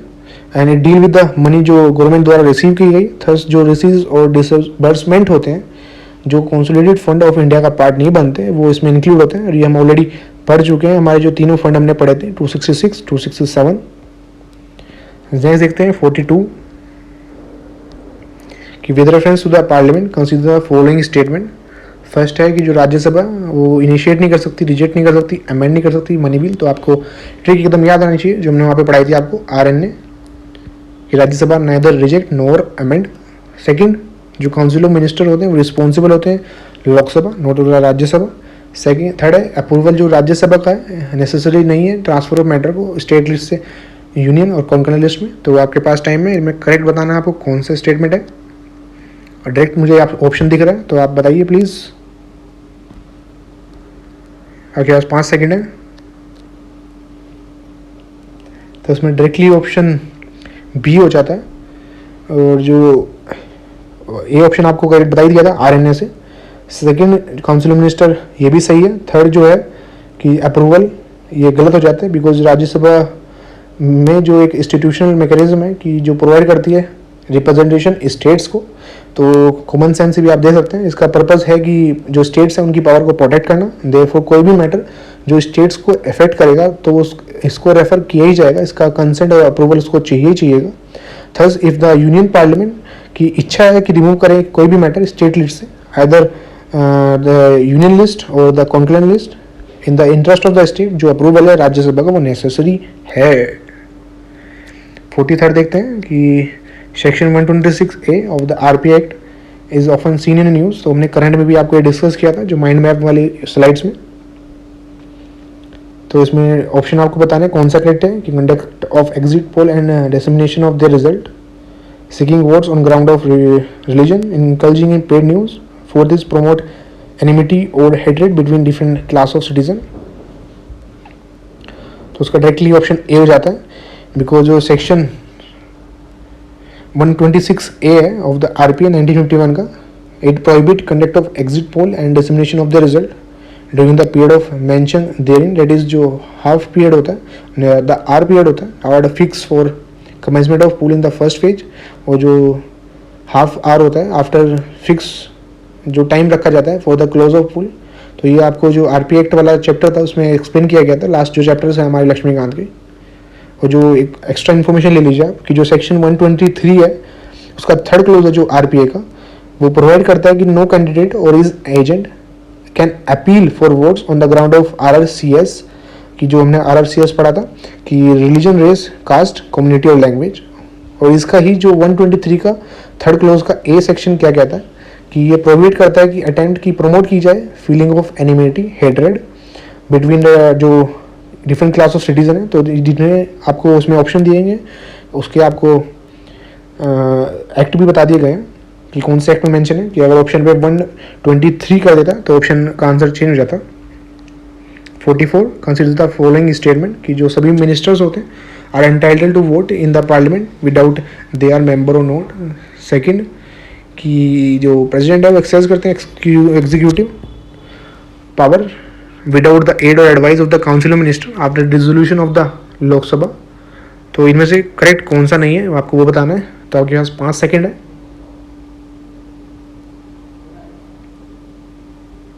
तो इसमें दोनों ही ये इनकरेक्ट है। तो आर्टिकल 75 हम डिस्कस कर चुके हैं ऑलरेडी।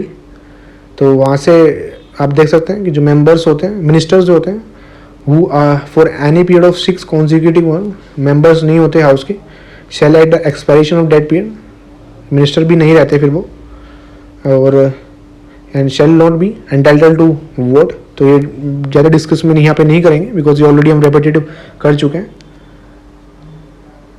45 देखते हैं कि with reference to the which of the following provision ensure करता है हमारे ऑफिस ऑफ स्पीकर की इंडिपेंडेंस। तो ये डायरेक्टली आपको देखना है कि कौन सा है। कि first is security of tenure, second is his work and conduct can not be discuss criticise in the Lok Sabha during normal circumstances, third salaries allowances जो चार्ज होते हैं upon consolidated fund of India पे। तो इसका ऑप्शन डायरेक्टली डी हो जाता है। तीनों ही एक करेक्ट ऑप्शन है। ये हमने पढ़ चुके हैं स्पीकर का इंडिपेंडेंस बिकॉज उसको सिक्योरिटी ऑफ टेन्योर दिया गया है। सेकंड, उसकी जो सैलरीज और अलाउंसेस होते हैं पार्लियामेंट द्वारा फिक्स की जाती हैं, जो चार्ज होती हैं कंसोलिडेटेड फंड ऑफ इंडिया पे, और not subject to the vote of the parliament. And his work and conduct can not be discuss criticise in the Lok Sabha except पढ़ेंगे यहाँ पे सब्सटेंटिव मोशन, तो वेरी इंपॉर्टेंट। और ये कास्टिंग वोट एक्सरसाइज कर सकते हैं, वो भी टाइम है तो वो भी पार्ट है। नेक्स्ट इज 46 कि with reference to the power of judicial review consider the following element, कि ये एलिमेंट है बेसिक स्ट्रक्चर का हमारे संविधान का। सेकंड, जो फ्रेज है ये कहीं भी मेंशन नहीं है। थर्ड, ये अवेलेबल है टू द सुप्रीम कोर्ट, ना कि हाई कोर्ट को, तो आपको करेक्ट बताना है।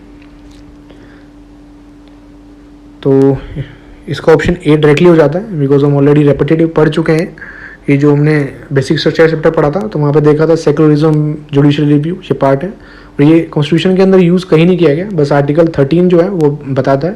थर्ड है कि ये दोनों को ही अवेलेबल है, तो हमने पढ़ा था डेफिनेशन में, judicial review is a power that is available to the court to examine the executive action and legislative enactment of both supreme court as well as high court. तो ऐसे आपको डेफिनेशन टिप्स पे होनी चाहिए कि आपको mind का भी यूज़ ना करना पड़े, बस रिफ्लेक्स में मुंह से निकलती चली जाए। 47 क्या है, consider the following statement regarding the removal of the vice president. First है कि जो रेजोल्यूशन है to remove the vice president from his post can be introduce in the Rajya Sabha only. Second कि रिमूवल वाइस प्रेसिडेंट का, तो उसका जो resolution है must be pass by 2/3 majority of total membership on both of the house. तो ये directly very easy question, जो आपको मेजोरिटी वाला एक वीडियो आपको कितना क्वेश्चन करा देता है तो आप देख सकते हैं। तो अगर आपको वो क्लियर है तो आप वेरी इजी, तो आप टाइम लेके ऑप्शन बताइए। तो इसमें ऑप्शन 1 हो जाता है, तो फर्स्ट तो करेक्ट है, सेकंड क्यों गलत है, बिकॉज हम पढ़ चुके हैं कि राज्यसभा में इनिशिएट होता है, वहाँ पे इफेक्टिव मेजोरिटी से पास होता है। इफेक्टिव में पढ़ा था इफेक्टिव स्ट्रेंथ, जिसकी टर्म कॉन्स्टिट्यूशन में मेंशन होती है कि ऑल द देन मेंबर्स, फिर वो लोकसभा में भेजा जाता है, वहाँ पे सिंपल मेजोरिटी लगती है। Simple majority means more than 50% of the members present and voting. Next है 48 कि जो आरपी एक्ट है 1950 का, वो contain the provision related to, first है एलोकेशन सीट्स राज्यसभा के अंदर और स्टेट असेंबली के अंदर। सेकंड डिलिमिटेशन कॉन्स्टिट्यूंसीज का। थर्ड क्वालिफिकेशन वोटर्स की at election to Lok Sabha and legislature of state. Fourth है क्वालिफिकेशन और disqualification for the membership of state legislature. तो आप ऑप्शन बताइए कौन सा सही है, ए बी सी डी। तो इसमें ऑप्शन ए हो जाता है।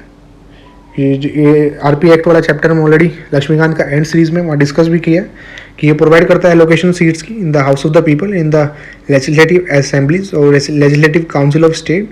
तो इसके सारे ही ये प्रोविजंस तो आपको पढ़ने पड़ेंगे, यहाँ पे आप एक्सप्लेन नहीं कर सकते इन सबको। नेक्स्ट इज 49 कि in the context of the election which the following is और are not correct regarding the model code of conduct. तो ये करंट अफेयर्स का पार्ट भी आ गया।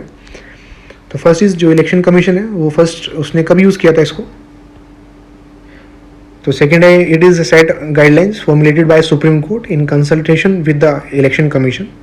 थर्ड है it comes immediately into effect after the election commission issue notification for the filling of nomination by the candidate.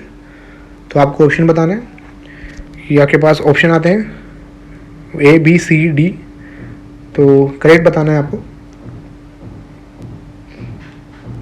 तो ये option D हो जाता है इसमें कि स्टेटमेंट 1 इनकरेक्ट है, या इसमें इनकरेक्ट बताना है तो डी है कि 1, 2 और 3 तीनों ही इनकरेक्ट है। ये इसका रीज़न क्या है, बिकॉज जो मॉडल कोड ऑफ कंडक्ट है वो एग्रीड किया जाता है by all the political parties, किया गया था इन 1968 के अंदर। और जो इलेक्शन कमीशन ने फर्स्ट इफेक्टिवली यूज़ कब किया, इस नया यूज़ किया था 1991 में, जिससे इंश्योर किया जाता है फ्री और फेयर इलेक्शंस को और लेवल प्लेयर फील्ड को। तो 1991 ईयर हमारे लिए काफ़ी इंपॉर्टेंट होता है बिकॉज एलपीजी रिफॉर्म्स, ये सब चीज़ें देखते हुए तो आपको ध्यान देना चाहिए। नेक्स्ट मूव करते हैं टू अवर क्वेश्चन 50 कि with reference to the ECI जो इलेक्शन कमीशन ऑफ इंडिया है, कंसीडर द फॉलोइंग स्टेटमेंट कि एक मल्टी मेंबर बॉडी है, वो has remain multi member since then. उसके बाद चीफ इलेक्शन कमीशन और अदर इलेक्शन कमीशन की पावर इक्वल होती है सभी डिसीजन में। थर्ड होता है जो चीफ इलेक्शन कमीशन होता है वो प्रेसिडेंट साहब अपॉइंट करते हैं किसकी एडवाइस पे, एक कमेटी की, जिसमें प्राइम मिनिस्टर होते हैं, लीडर ऑफ अपोजिशन होते हैं लोकसभा के अंदर। तो करेक्ट बताना है आपको, वेरी इजी क्वेश्चन, आप अपना टाइम लीजिए फॉर 5 सेकेंड। तो इस ऑप्शन इज बी ओनली। तो देखने से ही आपको पता चलता है कि हम ऑलरेडी आर्टिकल 324 जो कॉन्स्टिट्यूशनल बॉडीज़ का फर्स्ट चैप्टर में ही हमने पढ़ा है ये कि ये मल्टी मेंबर नहीं रही है, कि हमने एक सीक्वेंस पढ़ी थी कि 1313। तो उसमें हमने देखा था कि पहले ये कैसे है कि मल्टी मेंबर बॉडी फिर सिंगुलर बॉडी बनी थी, तो टिल 1989 ये एक सिंगुलर बॉडी थी। तो डेट्स वाई हम कह रहे हैं कि आपको जब हमने एक पूरी ही लाइन में ड्रॉ करवाया था कि 1313 समझाया था, सेकंड ऑप्शन करेक्ट है। थर्ड ऑप्शन जो होता है कि इसमें कमेटी की डिपेंडेंट नहीं होती, ये अपॉइंट किए जाते हैं by president of India on the advice of council of ministers. Next है 51 कि जो सेंसर मोशन के रिगार्डिंग है कि it should state the reason. तो ये डायरेक्टली हमने जो टेबल डिस्कस की थी वहाँ से पूछे गए, तो आप देखिए और आपके पास 5 सेकंड है बताने के लिए। तो इसका ऑप्शन डायरेक्टली ए हो जाता है, वन ओनली। सेंसर का मतलब है कि एक्सप्रेशन ऑफ स्ट्रॉन्ग डिसअप्रूवल और हार्श क्रिटिसिज्म, उसे जो रीज़न बताना पड़ता है अडोप्शन का लोकसभा के अंदर, डेट्स वाई करेक्ट है। सेकंड गलत क्यों है? It can B move against an individual minister और ग्रुप ऑफ मिनिस्टर और एंटायर काउंसिल ऑफ मिनिस्टर्स, तो डेट्स वाई इसमें ओनली यूज़ किया है, तो ये गलत भी हो जाता है कि इंडिविजुअल मिनिस्टर नहीं ग्रुप ऑफ मिनिस्टर्स के अगेंस्ट भी मूव किया जा सकता है। 52 देखते हैं कि with reference to the classification of political parties on the basis of ideologies, because ideologies की बेसिस पे क्लासिफिकेशन पॉलिटिकल पार्टीज का, which of the following correctly liberal party को डिस्क्राइब करता है। तो ऑप्शन आप पढ़िए, बताइए कौन सा सही है। कि parties which want to restore all social economic और political institution. Second, parties which believe in status quo. Third है parties which aim at reforming the existing institution. Fourth है parties which aim at establishing a new order by overthrowing the existing institution. तो directly इसका option C हो जाता है, parties जिसका M है reform करना एग्जिस्टिंग इंस्टीट्यूशन। तो 4 टाइप की पॉलिटिकल पार्टीज एक चैप्टर है हमारे लक्ष्मीकांत के एंड सीरीज में भी। तो रिएक्शनरी पार्टीज पढ़ी थी जो रिस्टोर करना चाहती थी ओल्ड सोशल इकोनॉमिक पॉलिटिकल जो इंस्टीट्यूशन है। सेकंड, ये कंजर्वेटिव पार्टी होती हैं जो बिलीव करती हैं स्टेटस को में। और जो लिबरल पार्टी है उसका एम होता है रिफॉर्म करना एग्जिस्टिंग हमारा सिस्टम। और जो रेडिकल पार्टी होती है उसका एम होता है कि नए ऑर्डर को एस्टेब्लिश करें, जो एग्जिस्टिंग है उसे ओवरथ्रो कर दें। तो ये आपको पूरा ही क्लियर हो गया। नेक्स्ट मूव करते हैं टू द क्वेश्चन 53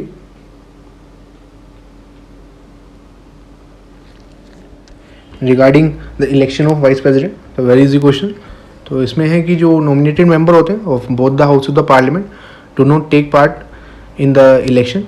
सेकंड, जो मेंबर होते हैं स्टेट लेजिस्लेचर के, उनका कोई रोल नहीं होता है in the vice presidential election. तो आपके पास 5 सेकंड, बताइए ए, बी, सी या डी। तो इसका ऑप्शन हो जाता है बी कि जो मेंबर होते हैं स्टेट लेजिस्लेचर के, उनका कोई से नहीं है in the vice presidential election. तो उसमें जो कंपोजिशन हम देखते हैं इलेक्टोरल रोल की, उसमें क्या क्या होता है? It consist of both elected as well as nominated member of the parliament. In case of president only elected members होते हैं, दैट्स वाई ऑप्शन 1 इसमें इनकरेक्ट हो जाता है। उसमें स्टेट लेजिस्लेचर इंक्लूड नहीं होता। इन केस ऑफ प्रेसिडेंट उसमें जो स्टेट लेजिस्लेटिव असेंबली के इलेक्टेड मेंबर होते हैं, तो जिन्होंने हमारे लक्ष्मीकांत का प्रेसिडेंट और वाइस प्रेसिडेंट दोनों ही क्लियर किए हैं, तो आपको पूरा ही क्लियर रहेगा। 50 over is consider the following statement regarding financial power of the governor. तो इसमें क्या है कि जो मनी बिल है in the state legislature can be introduce only with his permission. Second, it can make advances of the consolidated fund of state. तो option आपको बताना है, फर्स्ट सही है, सेकंड सही है, थर्ड सही है या फोर्थ सही है। You have only 5 seconds. तो इसका ऑप्शन हो जाता है फर्स्ट, तो सही है, सेकंड गलत है इसमें। तो हमने देखा था जो फाइनेंशियल पावर गवर्नर की, उसमें देखा था कि he sees the annual financial statement जिसको बजट बोलते हैं, और मनी बिल जो होता है स्टेट लेजिस्लेचर में उनकी ही परमिशन से इंट्रोड्यूस होता है। फर्स्ट इज करेक्ट, और no demand for grant can be made except on his recommendation. और जो नेक्स्ट पॉइंट है कि he can make advances out of the consolidated fund of the state, not consolidated fund of the state which requires an appropriation। तो इसमें इन्होंने दिया है can make advances out of the consolidated fund of state. तो उसमें पूरा ही clearly mention नहीं किया है कि दोनों ही, बिकॉज जो consolidated fund of the state होता है जिसमें अप्रोप्रिएशन की रिक्वायरमेंट होती है, उसमें ये एडवांसेस नहीं करते। हेंस जो ऑप्शन सेकंड है इसमें इनकरेक्ट है। एंड नेक्स्ट मूव करते हैं जो 55 है कि which of the following states given above have the constitutional obligation to the state tribal welfare minister. तो आपके पास 5 सेकंड है, आप बताइए।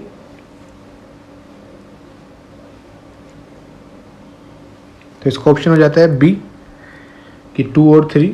तो इसमें जो एक्सप्लेनेशन है कि ओरिजिनली जो कॉन्स्टिट्यूशन ऑफ इंडिया है उसने प्रोवाइड किया नेसेसरी कि to have a tribal welfare ministry in a state of Bihar, Madhya Pradesh and Orissa, and keeping in view कि जो प्रोपोर्शन है ट्राइबल पॉपुलेशन का उसके अकॉर्डिंग। बट जो 94th कॉन्स्टिट्यूशन अमेंडमेंट एक्ट था हमारे 2006 का, उसने रिमूव कर दिया था बिहार को इस लिस्ट से और ऐड कर ली थी जो न्यूली फॉर्म स्टेट्स थी झारखंड और छत्तीसगढ़ की इस लिस्ट के अंदर। So currently Jharkhand, Madhya Pradesh, Chhattisgarh and Orissa have obligations to have a tribal welfare ministry. That's why जो ऑप्शन बी है वो करेक्ट है। तो 56 देखते हैं कि with reference to the house of the parliament consider the following statement. तो फर्स्ट है कि जो मेंबर होते हैं लोकसभा के वो डायरेक्टली इलेक्ट किए जाते हैं, वाइल दोस्त जो राज्यसभा के वो इनडायरेक्टली इलेक्ट होते हैं। सेकंड, जो यूटीज़ होती हैं, every UT is representative only in the, उसके रिप्रेजेंटेटिव होते हैं लोकसभा के अंदर, नॉट इन राज्यसभा। थर्ड है कि अनलाइक द राज्यसभा, जो लोकसभा है इज़ अ परमानेंट हाउस। तो आपको ऑप्शन बताते हैं कौन सा करेक्ट है, ए, बी, सी या डी। तो इज़ वेरी इजी क्वेश्चन। तो इसमें डायरेक्टली बी ऑप्शन हो जाता है। थर्ड तो आउट राइटली आप इनकरेक्ट होता है तो आप सी और डी करेक्ट इनकरेक्ट मार्क कर सकते हैं। तो अब फर्स्ट और सेकेंडली जनरल हम पढ़ चुके हैं बार बार कि जो मेंबर होते हैं लोकसभा के वो लोगों के द्वारा डायरेक्टली चुन के आते हैं, वाइल जो राज्यसभा के होते हैं वो इनडायरेक्टली इलेक्ट होते हैं, और जो रेजिडेंट होते हैं स्टेट के वो इलेक्ट करते हैं member to the state legislative assembly. और जो लेजिस्लेटिव असेंबली के जो इलेक्टेड मेंबर्स होते हैं वही इलेक्ट करते हैं राज्यसभा के मेंबर्स को। और जो सेकंड है वो करेक्ट क्यों है कि जो पार्लियामेंट है उसने हैज़ इनेक्टेड यूटीज़ का जो एक्ट है जिससे कहते थे direct election to the house of people, act 1965 का। बाई बीच जो मेंबर्स थे लोकसभा के from the UTs are also chosen by direct election and all the UT are good representation in the Lok Sabha. Hence जो statement second है वो correct है। 57 देखते हैं कि which of the following power is are enjoy by a speaker of the Lok Sabha not by the chairman of the Rajya Sabha. तो इसका option क्या क्या दिया है मतलब को नीचे कि जो डिसीजन अबाउट द वेदर कोई बिल मनी बिल है नहीं बिल। सेकंड, जो प्रिसाइडिंग ओवर जॉइंट सिटिंग दोनों ही हाउस में। तो वेरी इजी क्वेश्चन। तो आपके पास 5 सेकंड है। तो इसका है कि दोनों ही सही है, C both one and correct. 2 तो ये डायरेक्ट है, नो नीड ऑफ एक्सप्लेनेशन। 58 क्या है कि consider the following statement regarding 0 hour of parliamentary proceeding. कि ये डिवाइस है जो रूल ऑफ प्रोसीजर में मेंशन किया गया है, without and rule of procedure to raise matter without any prayer notice. Second, ये पहला आर होता है सभी पार्लियामेंट्री सिटिंग का जो अवेलेबल है दोनों ही हाउस में। तो आपके पास 5 सेकंड है। तो ये ऑप्शन है कि दोनों ही इनकरेक्ट हैं। वेरी इजी क्वेश्चन, आपको पढ़ाते वक्त भी बताया गया था कि जो 0 आर है रूल ऑफ प्रोसीजर के अंदर मेंशन नहीं है। ये एक इनफॉर्मल डिवाइस है जो अवेलेबल होता है जो हमारे एमपीज होते हैं कि to raise matter without any prior notice. That's why option 1 is incorrect. Second, जो फर्स्ट आर होता है उसे हम क्वेश्चन आर के लिए बोलते हैं, और जो 0 आर है वो स्टार्ट होता है इमीडिएटली क्वेश्चन आर के बाद, और जो लास्ट एजेंडा होता है उस डे का उससे पहले, तो उन दोनों के बीच में, इसलिए ये भी इनकरेक्ट है। नेक्स्ट देखते हैं 59 कि consider the following statement regarding state council of minister. तो इसमें फर्स्ट है कि a minister who is not a member of the state legislature for any period of 6 consecutive month shall cease to be a minister. Second, जो salaries और allowances होते हैं ministers के shall only be determined by state legislature. तो आपके पास 4 option है, 5 second आपके पास है, तो बताइए। तो ऑप्शन सी इसमें करेक्ट हो जाता है, बोथ 1 एंड 2। तो हम ऑलरेडी पढ़ चुके हैं ये कि आर्टिकल 164 पढ़ाता है जिसमें member who for any period of 6 consecutive month member नहीं है लेजिस्लेचर स्टेट का, shall at the expiration of date period minister भी नहीं रहता। तो डेट्स वाई ऑप्शन सी दोनों ही करेक्ट हैं। ये सैलरीज और अलाउंसेज होते हैं मिनिस्टर के वो एडमिनिस्टर किए जाते हैं ओनली जैसे पर जो डिटरमाइन किया जाए स्टेट लेजिस्लेचर के द्वारा, जो बिकॉज हमने अदर प्रोविज़न जो देखे थे ऑफ आर्टिकल 164 उसमें था ये।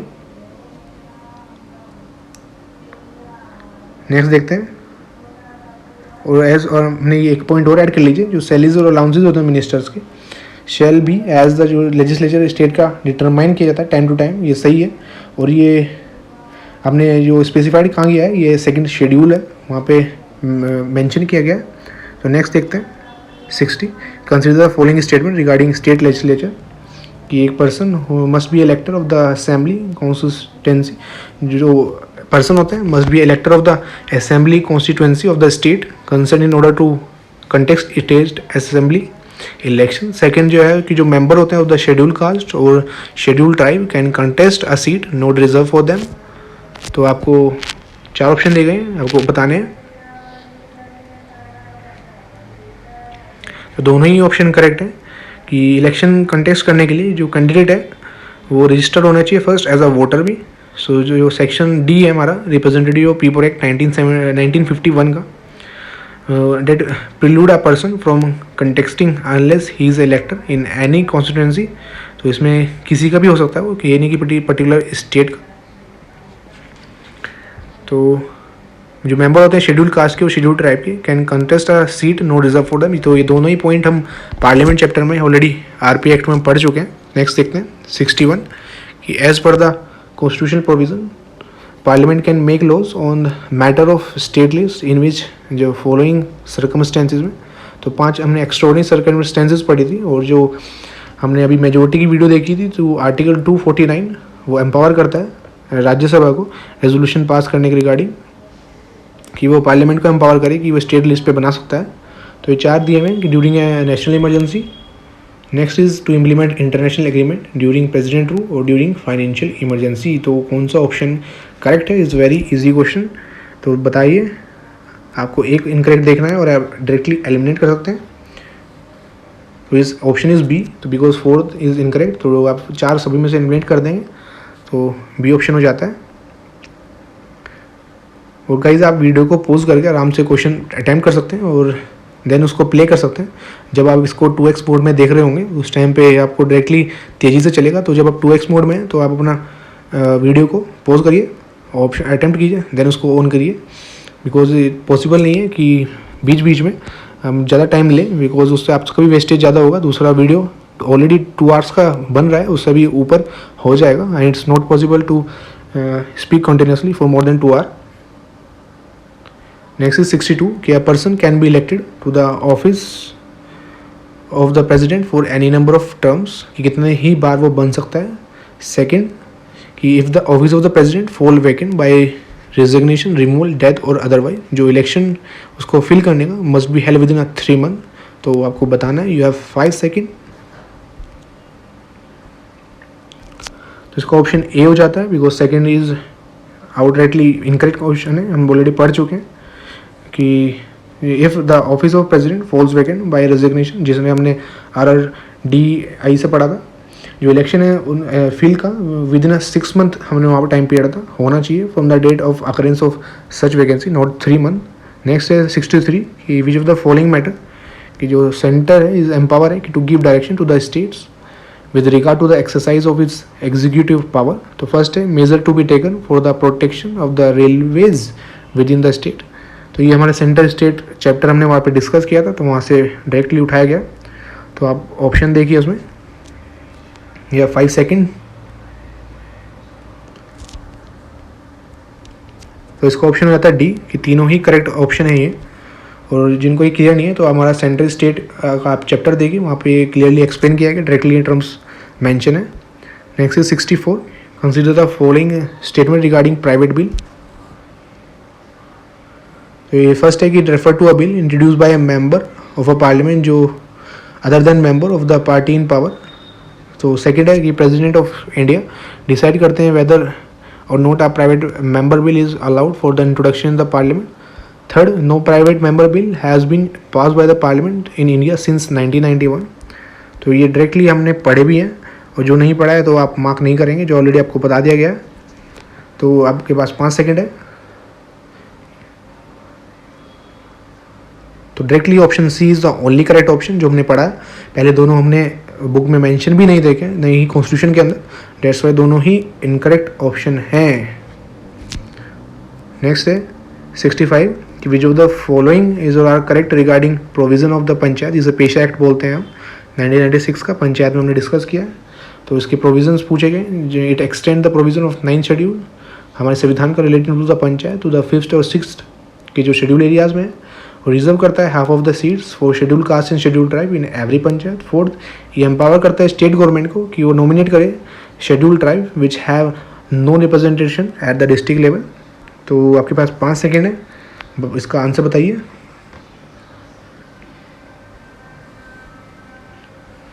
तो इसका डायरेक्टली हमारा आंसर ए हो जाता है, is the only correct answer. हम ऑलरेडी पैसा एक्ट पढ़ चुके हैं कि जो प्रोविज़न है हमारे 9th पार्ट के, वो जो पंचायत के जो हमने पार्ट ऐड हुआ था वो एप्लीकेबल नहीं है टू द 5th और 6th शेड्यूल एरियाज़।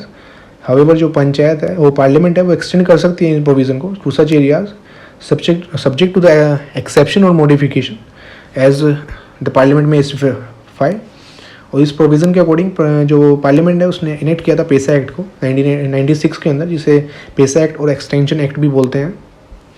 और जो प्राइम ऑब्जेक्टिव क्या था इस एक्ट का कि relating to the panchayat only, कि जो पार्ट 9 के जो भी प्रोविज़न है संविधान की relating to the panchayat only to the 5th schedule with certain modification, उन्हें एक्सटेंड किया जाए 5th शेड्यूल के एरियाज़ में भी। इसलिए जो स्टेटमेंट 1 करेक्ट नहीं है बिकॉज यहाँ पे 6th शेड्यूल भी लिखा हुआ है, लेकिन 5th शेड्यूल में ही एक्सटेंड के लिए वहाँ पे बोला गया है। और जो सेकंड पॉइंट है कि जो रिजर्वेशन है सीट्स का 6th शेड्यूल के अंदर, नॉट 6th शेड्यूल एरियाज़ के अंदर इन एवरी पंचायत, वो प्रोपोर्शन में होता है जो भी कम्युनिटी की जो पॉपुलेशन है वहाँ पे, फॉर हुम जो रिजर्वेशन है is so to be given under part 9 of the constitution. और आगे जो रिजर्वेशन होता है शेड्यूल ट्राइब का, shall not less than 1/2 of the total number of seats. Further जो सभी सीट्स होते हैं चेयरपर्सन की of the panchayat at all the level वो रिजर्व होते हैं for the schedule tribe. Hence जो स्टेटमेंट 2 है वो करेक्ट नहीं है। नेक्स्ट इज 66, ये जो कॉन्स्टिट्यूशन इंटरेस्ट करता है इलेक्शन कमीशन ऑफ इंडिया को with the task of conducting election, किन किन के, state legislature, municipalities, panchayat, office of president and office of vice president. Very easy question, बताइए कि जो इलेक्शन कमीशन है किस किस के। तो ऑलरेडी हम पढ़ चुके हैं इलेक्शन कमीशन के, फर्स्ट पेज पे ये 5 second.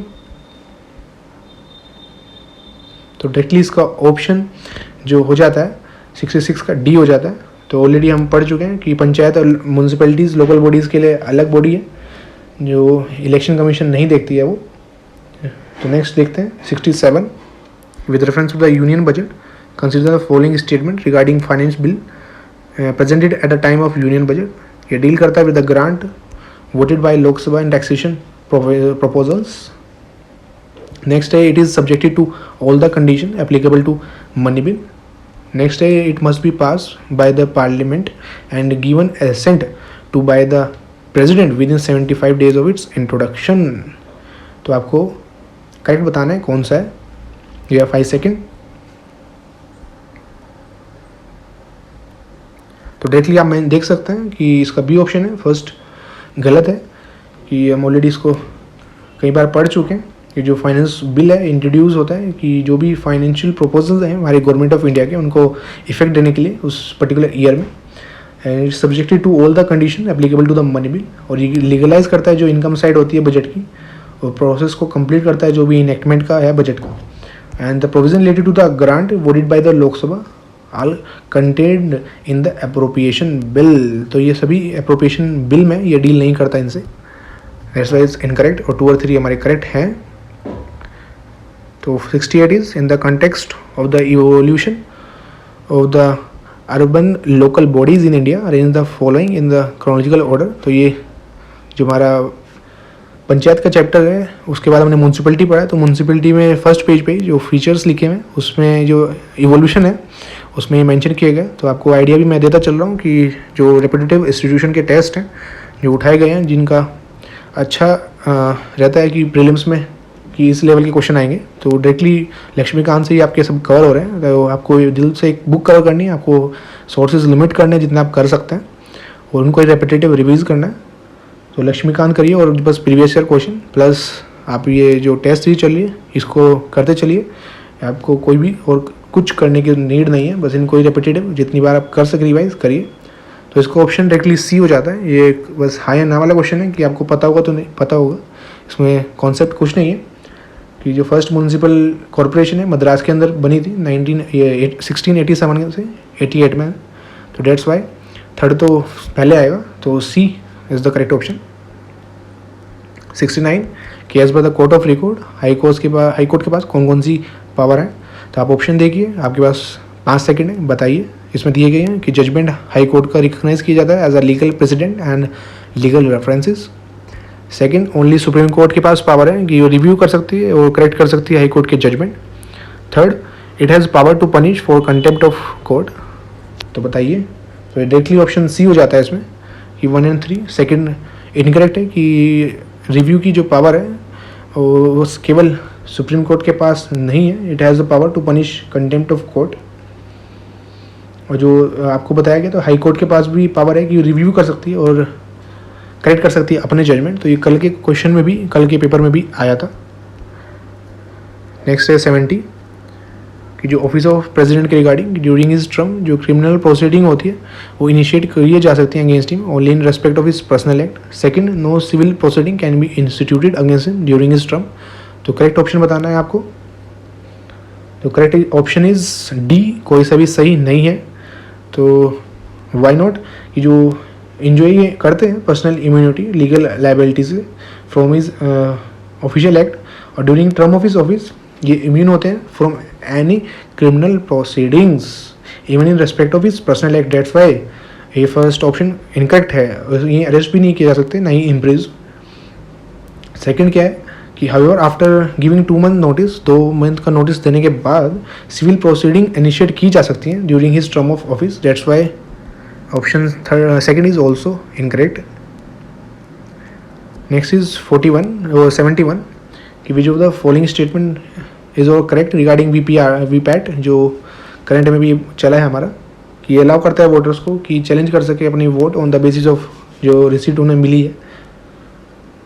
Next is when a vote is cast, जो वोटर रिसीव करते हैं receipt whose safe keeping is the responsibility of the voter. Next is it is used for first time in the 2019 election. तो आपके पास 5 second है, option देखिए आप।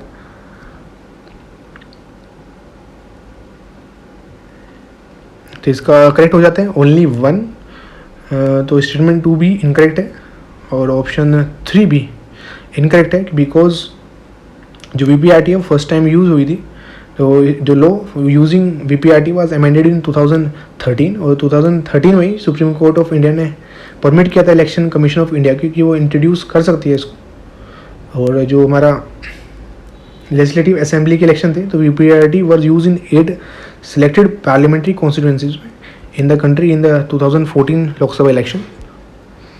तो ये आप करंट में इशू देख रहे हैं तो वहाँ से पढ़ सकते हैं।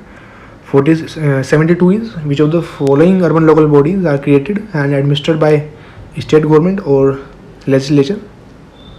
तो आपके पास है cantonment board, town area committee, port trust. तो ये सभी हमने अर्बन बॉडीज़ म्यूनसिपैलिटी के एंड में डिस्कस किए हैं जो चैप्टर लक्ष्मीकांत का।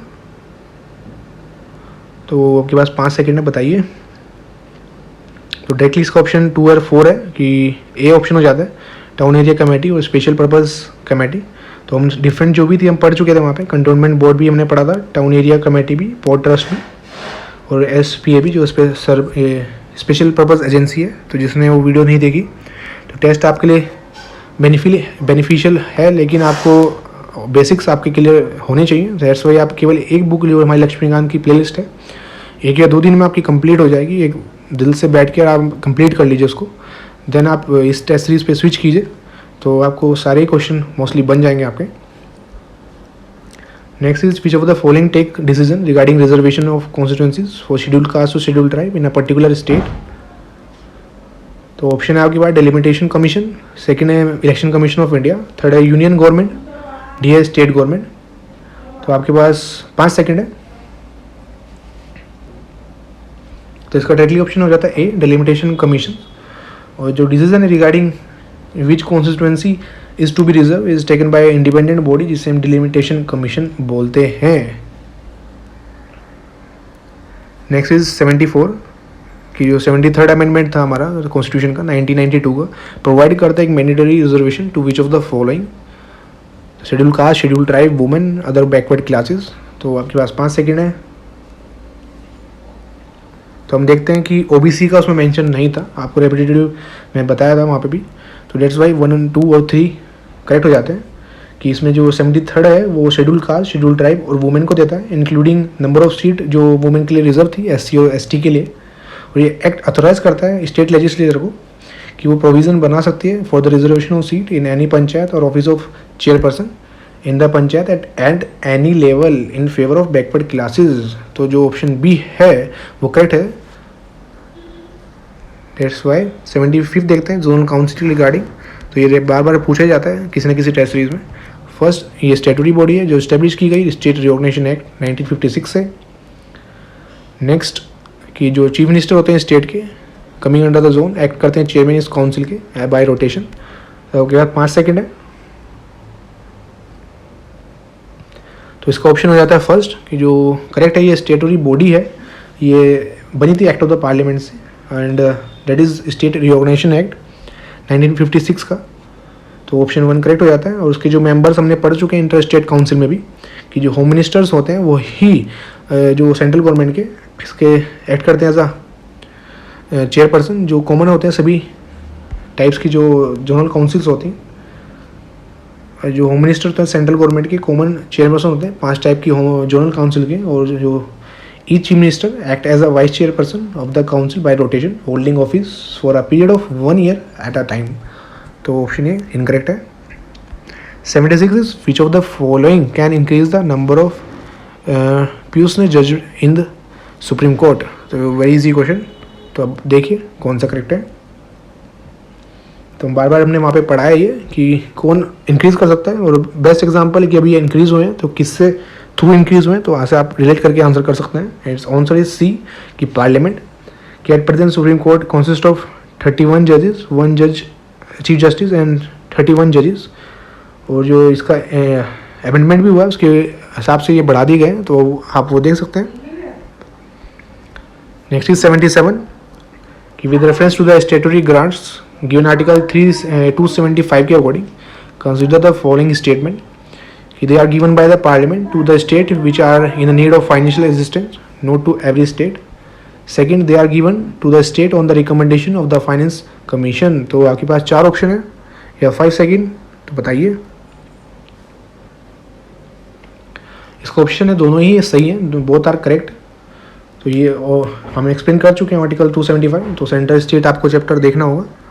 नेक्स्ट इज 78 कि if a person fails to intimate his choice of the house within 10 days of being elected to the both the house of the parliament. तो ये cases हमने पढ़े थे कि जब वो एक हाउस में सेलेक्ट हो जाता है, दूसरे में या दोनों में सेलेक्ट हो जाता है, तो सब केसेस पढ़े थे, 14 days वाला भी, 10 days वाला भी।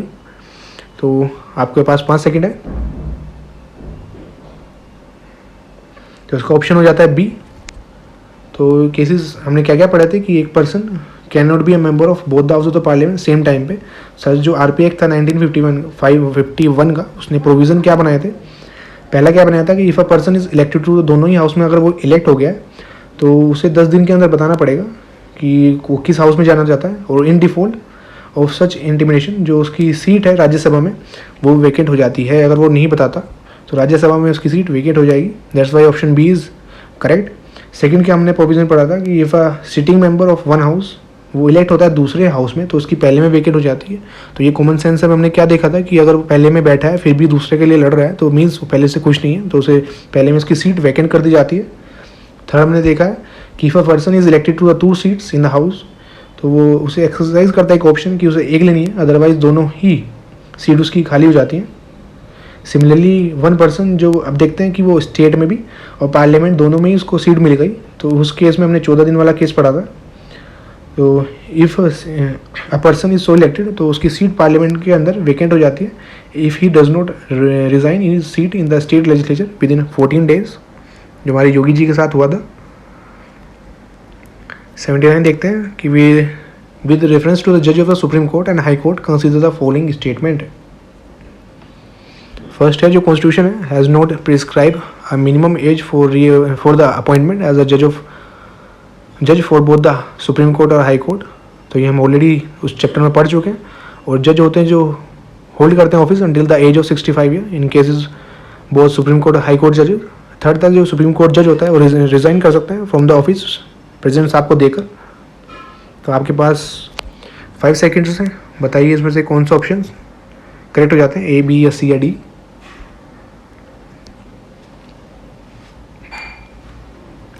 तो इसका ऑप्शन होता है सी, वन ओनली।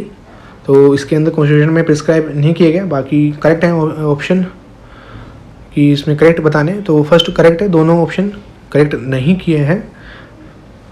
तो ये ऑलरेडी हम डिस्कस कर चुके हैं रेपिटेटिव। नेक्स्ट देखते हैं कि जो स्पीकर प्रो टर्म होते हैं लोकसभा के, वो क्या होते हैं कि इलेक्ट किसके द्वारा किए जाते हैं, by the member of the Lok Sabha. Second, nominated by ongoing speaker, nominated by party in the majority, appointed by the president. Very easy question. तो ये डी ऑप्शन है इसका। हम रेपिटेटिव पढ़ चुके हैं कि प्रो टर्म्स क्या होते हैं। वो जो स्पीकर होते हैं जो लोकसभा के, वो वैकेट कर देते हैं अपने ऑफिस इमिडिएटली। जो फर्स्ट सिटिंग होती है जब न्यूली इलेक्टेड लोकसभा की, उस टाइम पे प्रेसिडेंट साहब अपॉइंट करते हैं मेंबर को लोकसभा के as a speaker pro term, और यही जो ओथ्स वगैरह दिलाता है सभी मेंबर्स को। नेक्स्ट है 81 कि for which of the following जो economic activities is it's mandatory for to consult the Gram Sabha at the PESA act, under the PESA act 1996। तो first is land acquisition, second है grant of mining licence for minor minerals, ascertaining ownership forest material की, जो forest produce होते हैं minor. तो आपके पास 5 second है।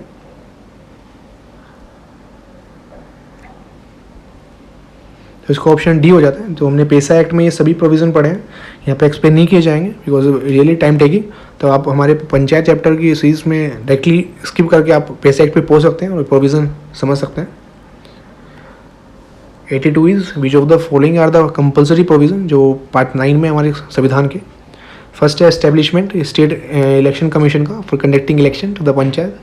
Next है ऑथराइज करना पंचायत को to levy collect and appropriate taxes, duties, toll and fees. Third है constitution of a state finance commission every 5 year. तो आपके पास 5 सेकेंड है, इसका ऑप्शन बताइए। तो इसका ऑप्शन हो जाता है 1 and 3। सेकेंड हमारा करेक्ट नहीं है। तो हमने जो 9th पार्ट में हम सभी पढ़ी थी, और जो ऑब्लिगेटरी और मैंडेटरी प्रोविज़न है दोनों डिफ्रेंशिएट किए थे। कि कंपलसरी पढ़े थे हमने कि उनमें तो था कि ऑर्गेनाइजेशन ग्राम सभा का सभी विलेजेस के अंदर, तो ये सभी। तो पंचायत में हम ऑलरेडी डिस्कस कर चुके हैं ये सब। नेक्स्ट देखते हैं 83 कि which of the following limit the sovereign of the Indian parliament. तो ये पार्लियामेंट के लास्ट जो वीडियो है उसमें से आपको मिल जाएगा। तो क्या क्या दिया हुआ है आपके पास, 5 सेकेंड है। वेरी इजी क्वेश्चन, बताइए 1, 2, 3 या 4। तो इसका डायरेक्टली ऑप्शन हो जाता है ए कि DPSP लिमिट नहीं करता। क्या क्या हमने पढ़ा था, जो लिमिट करता है written nature, federal system, system of judicial review और fundamental rights, not DPSP। 84 is जो पार्लियामेंट्री टूल है कंगारो और guillotine are associated with which of the following motion. Very easy question. तो उसका डायरेक्टली ऑप्शन हो जाता है क्लोजर मोशन, जिसमें हमने पार्ट्स पढ़े थे कि क्लोजर मोशन जो होते हैं simple closure, closure by compartment, फिर कंगारो, फिर गिलोटिन क्लोजर पढ़े थे, फिर प्रिविलेजेस मोशन और कॉलिंग अटेंशन अलग अलग पढ़े थे। तो पूरी एक्सप्लेनेशन आप पंचायत उसमें पार्लियामेंट चैप्टर में कर दी गई है। 85th is which consider the following statement with reference to the delimitation commission. तो ये ऊपर अभी आपको बताया है, तो आप उसके 5 सेकेंड है आंसर करने के लिए कि कौन सी स्टेटमेंट इसमें से इनकरेक्ट है, करेक्ट है।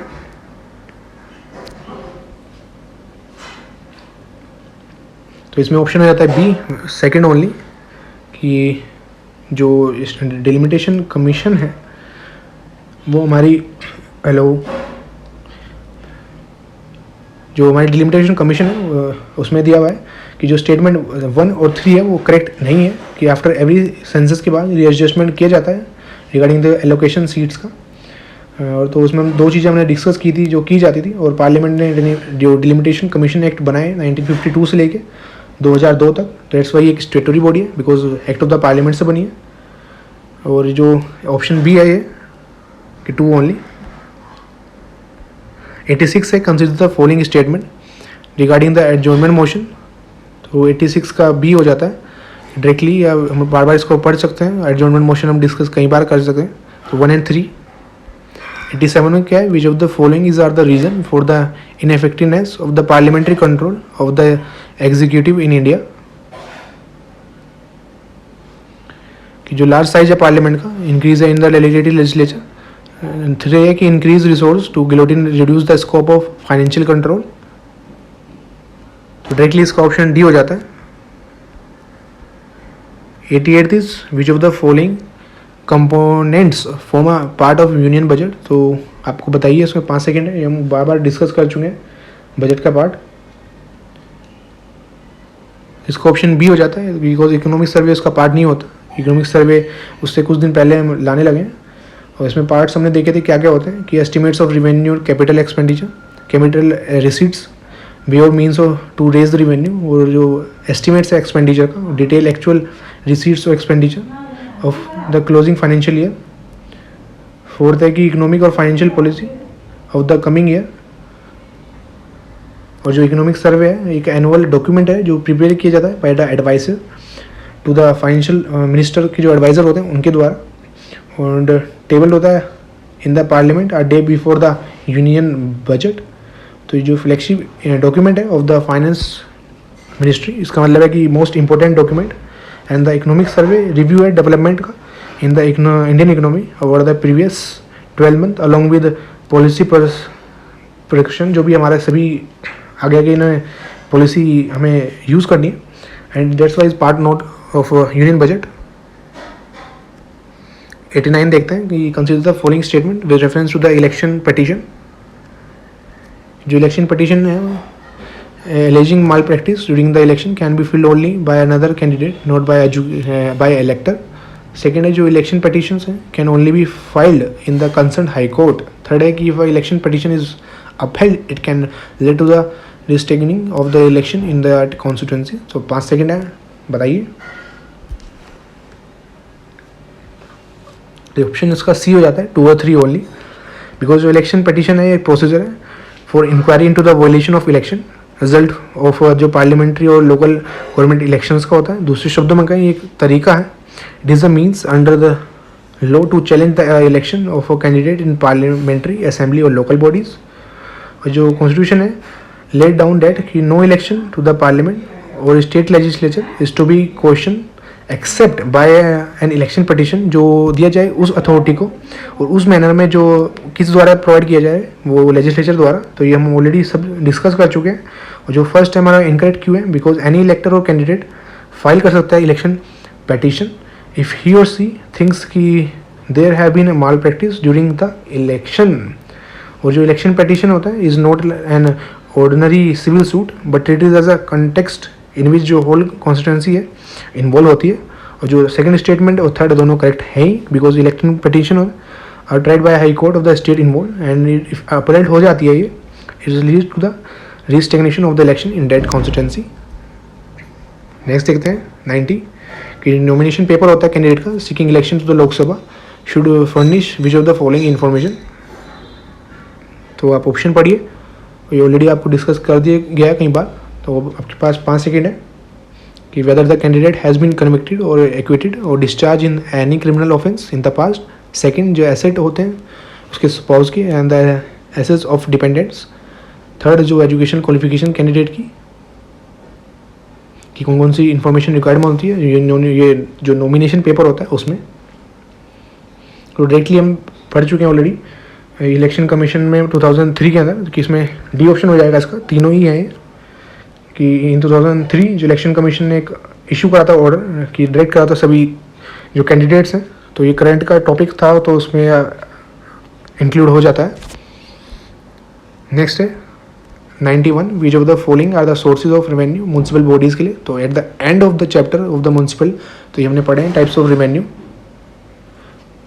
तो चारों ही पार्ट्स हैं रेवेन्यू के कि टैक्स रेवेन्यू, जो प्रोफेशनल टैक्स थे, एजुकेशनल सेस थे, वाटर चार्जेस थे। नेक्स्ट देखते हैं 92 कि with reference to the election machinery in India consider the following pair the returning officer chief election. तो ये हमने सभी at the end of the election commission का जो लास्ट पेज है वहाँ पे पढ़े हैं। तो आपके पास 5 सेकेंड है, वेरी इजी क्वेश्चन, बताइए आप कि जो रिटर्निंग ऑफिसर्स में दिया हुआ है वो क्या करता है।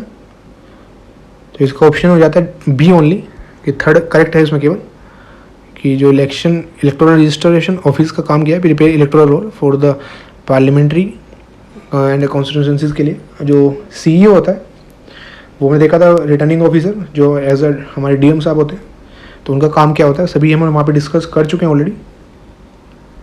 नेक्स्ट देखते हैं 93 कि which of the following have the right to participate and speak in the proceeding of the other house of the parliament. तो ऊपर ऑलरेडी ये आ चुका है और कल के टेस्ट में भी similar to the this attorney general का एक क्वेश्चन आया था कि ओनली पूछा हुआ था यहाँ पे। तो आपके पास 5 सेकेंड है, बताइए। तो इसका ऑप्शन ए हो जाता है ओनली 1 and 2। तो अटॉर्नी जनरल तो आपको बता ही दिया था, और मिनिस्टर्स जो पार्ट नहीं है, जो मेंबर्स नहीं है ऑफ आइदर हाउस, वो भी बोल सकते हैं। उसमें 6 महीने का जो टाइम दिया था आपको याद होगा। That's why option is A 1 and 2 only. 94 is consider the following statement with reference to the election कि candidate can not contest a election for more than 2 parliamentary और असेंबली कॉन्स्टिट्यूंसी जनरल इलेक्शन के अंदर। और इसमें हमें correct बताना है। और सेकेंड है कि in case of death of a contesting candidate before the actual polling, जो इलेक्शन होता है फॉर द कॉन्स्टिट्यूंसी कैंसिल कर दिया जाता है। तो ये वेरी वेरी इंपॉर्टेंट क्वेश्चन है, तो इसे आप मार्क करके रखिए। रेपिटेटिव रिवीजन इन टाइप के क्वेश्चन का ही आपको करना है। तो आपके पास 5 सेकेंड है, आप आंसर बताइए।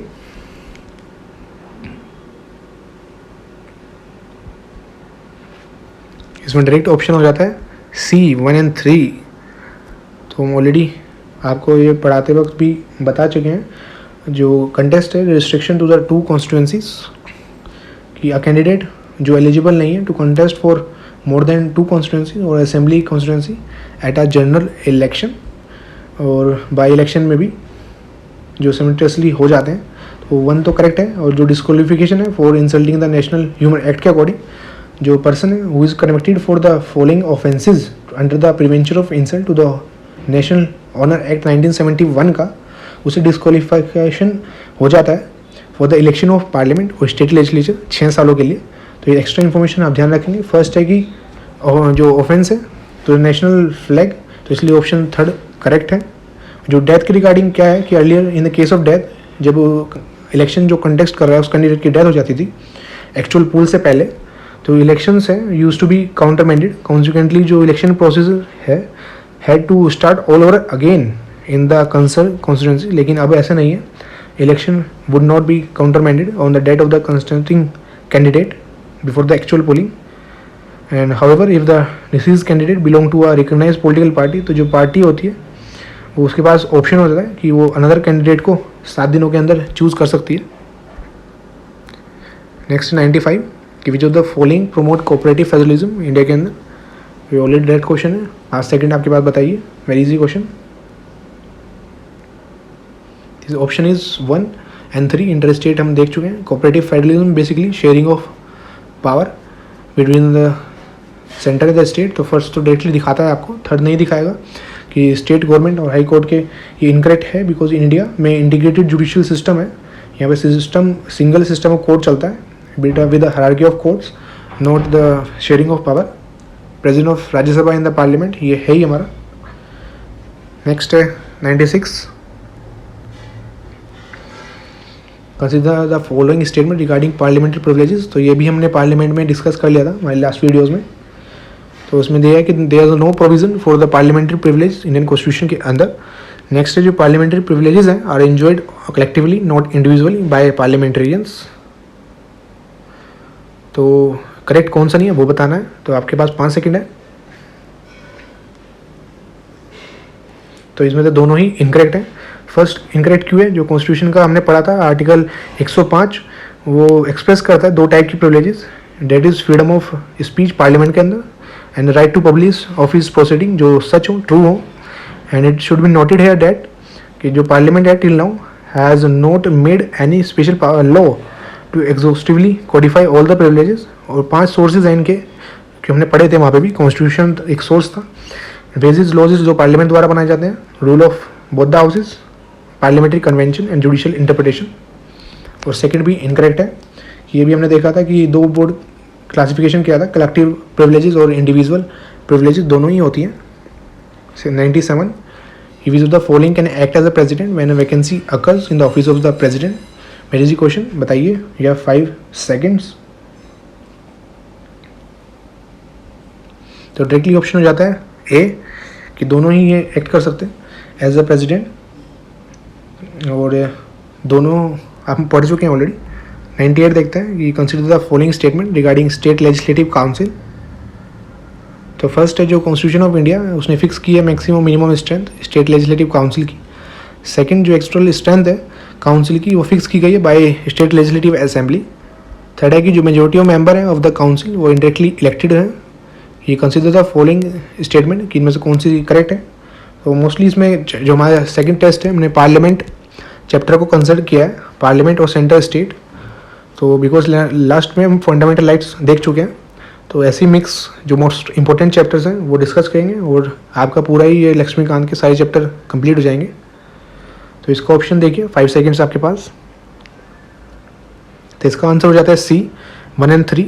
सेकेंड इनकरेक्ट है इसमें, बिकॉज जो एक्चुअल स्ट्रेंथ है SLC की, that is state legislative council की, वो फिक्स की जाती है पार्लियामेंट के द्वारा, not state legislative assembly. Next is 99 कि with reference to the institution of the Lok Adalat India के अंदर कंसिडर द फॉलोइंग स्टेटमेंट कि it has been statutory status under the legal service authority act. तो लोक अदालत हम ऑलरेडी पढ़ चुके हैं, जो हमने नालसा वाला देखा था सबॉर्डिनेट कोर्ट्स में। तो आपको उसके बेसिस पे अगर आपको क्लियर नहीं है वो चीज़ देख सकते हैं।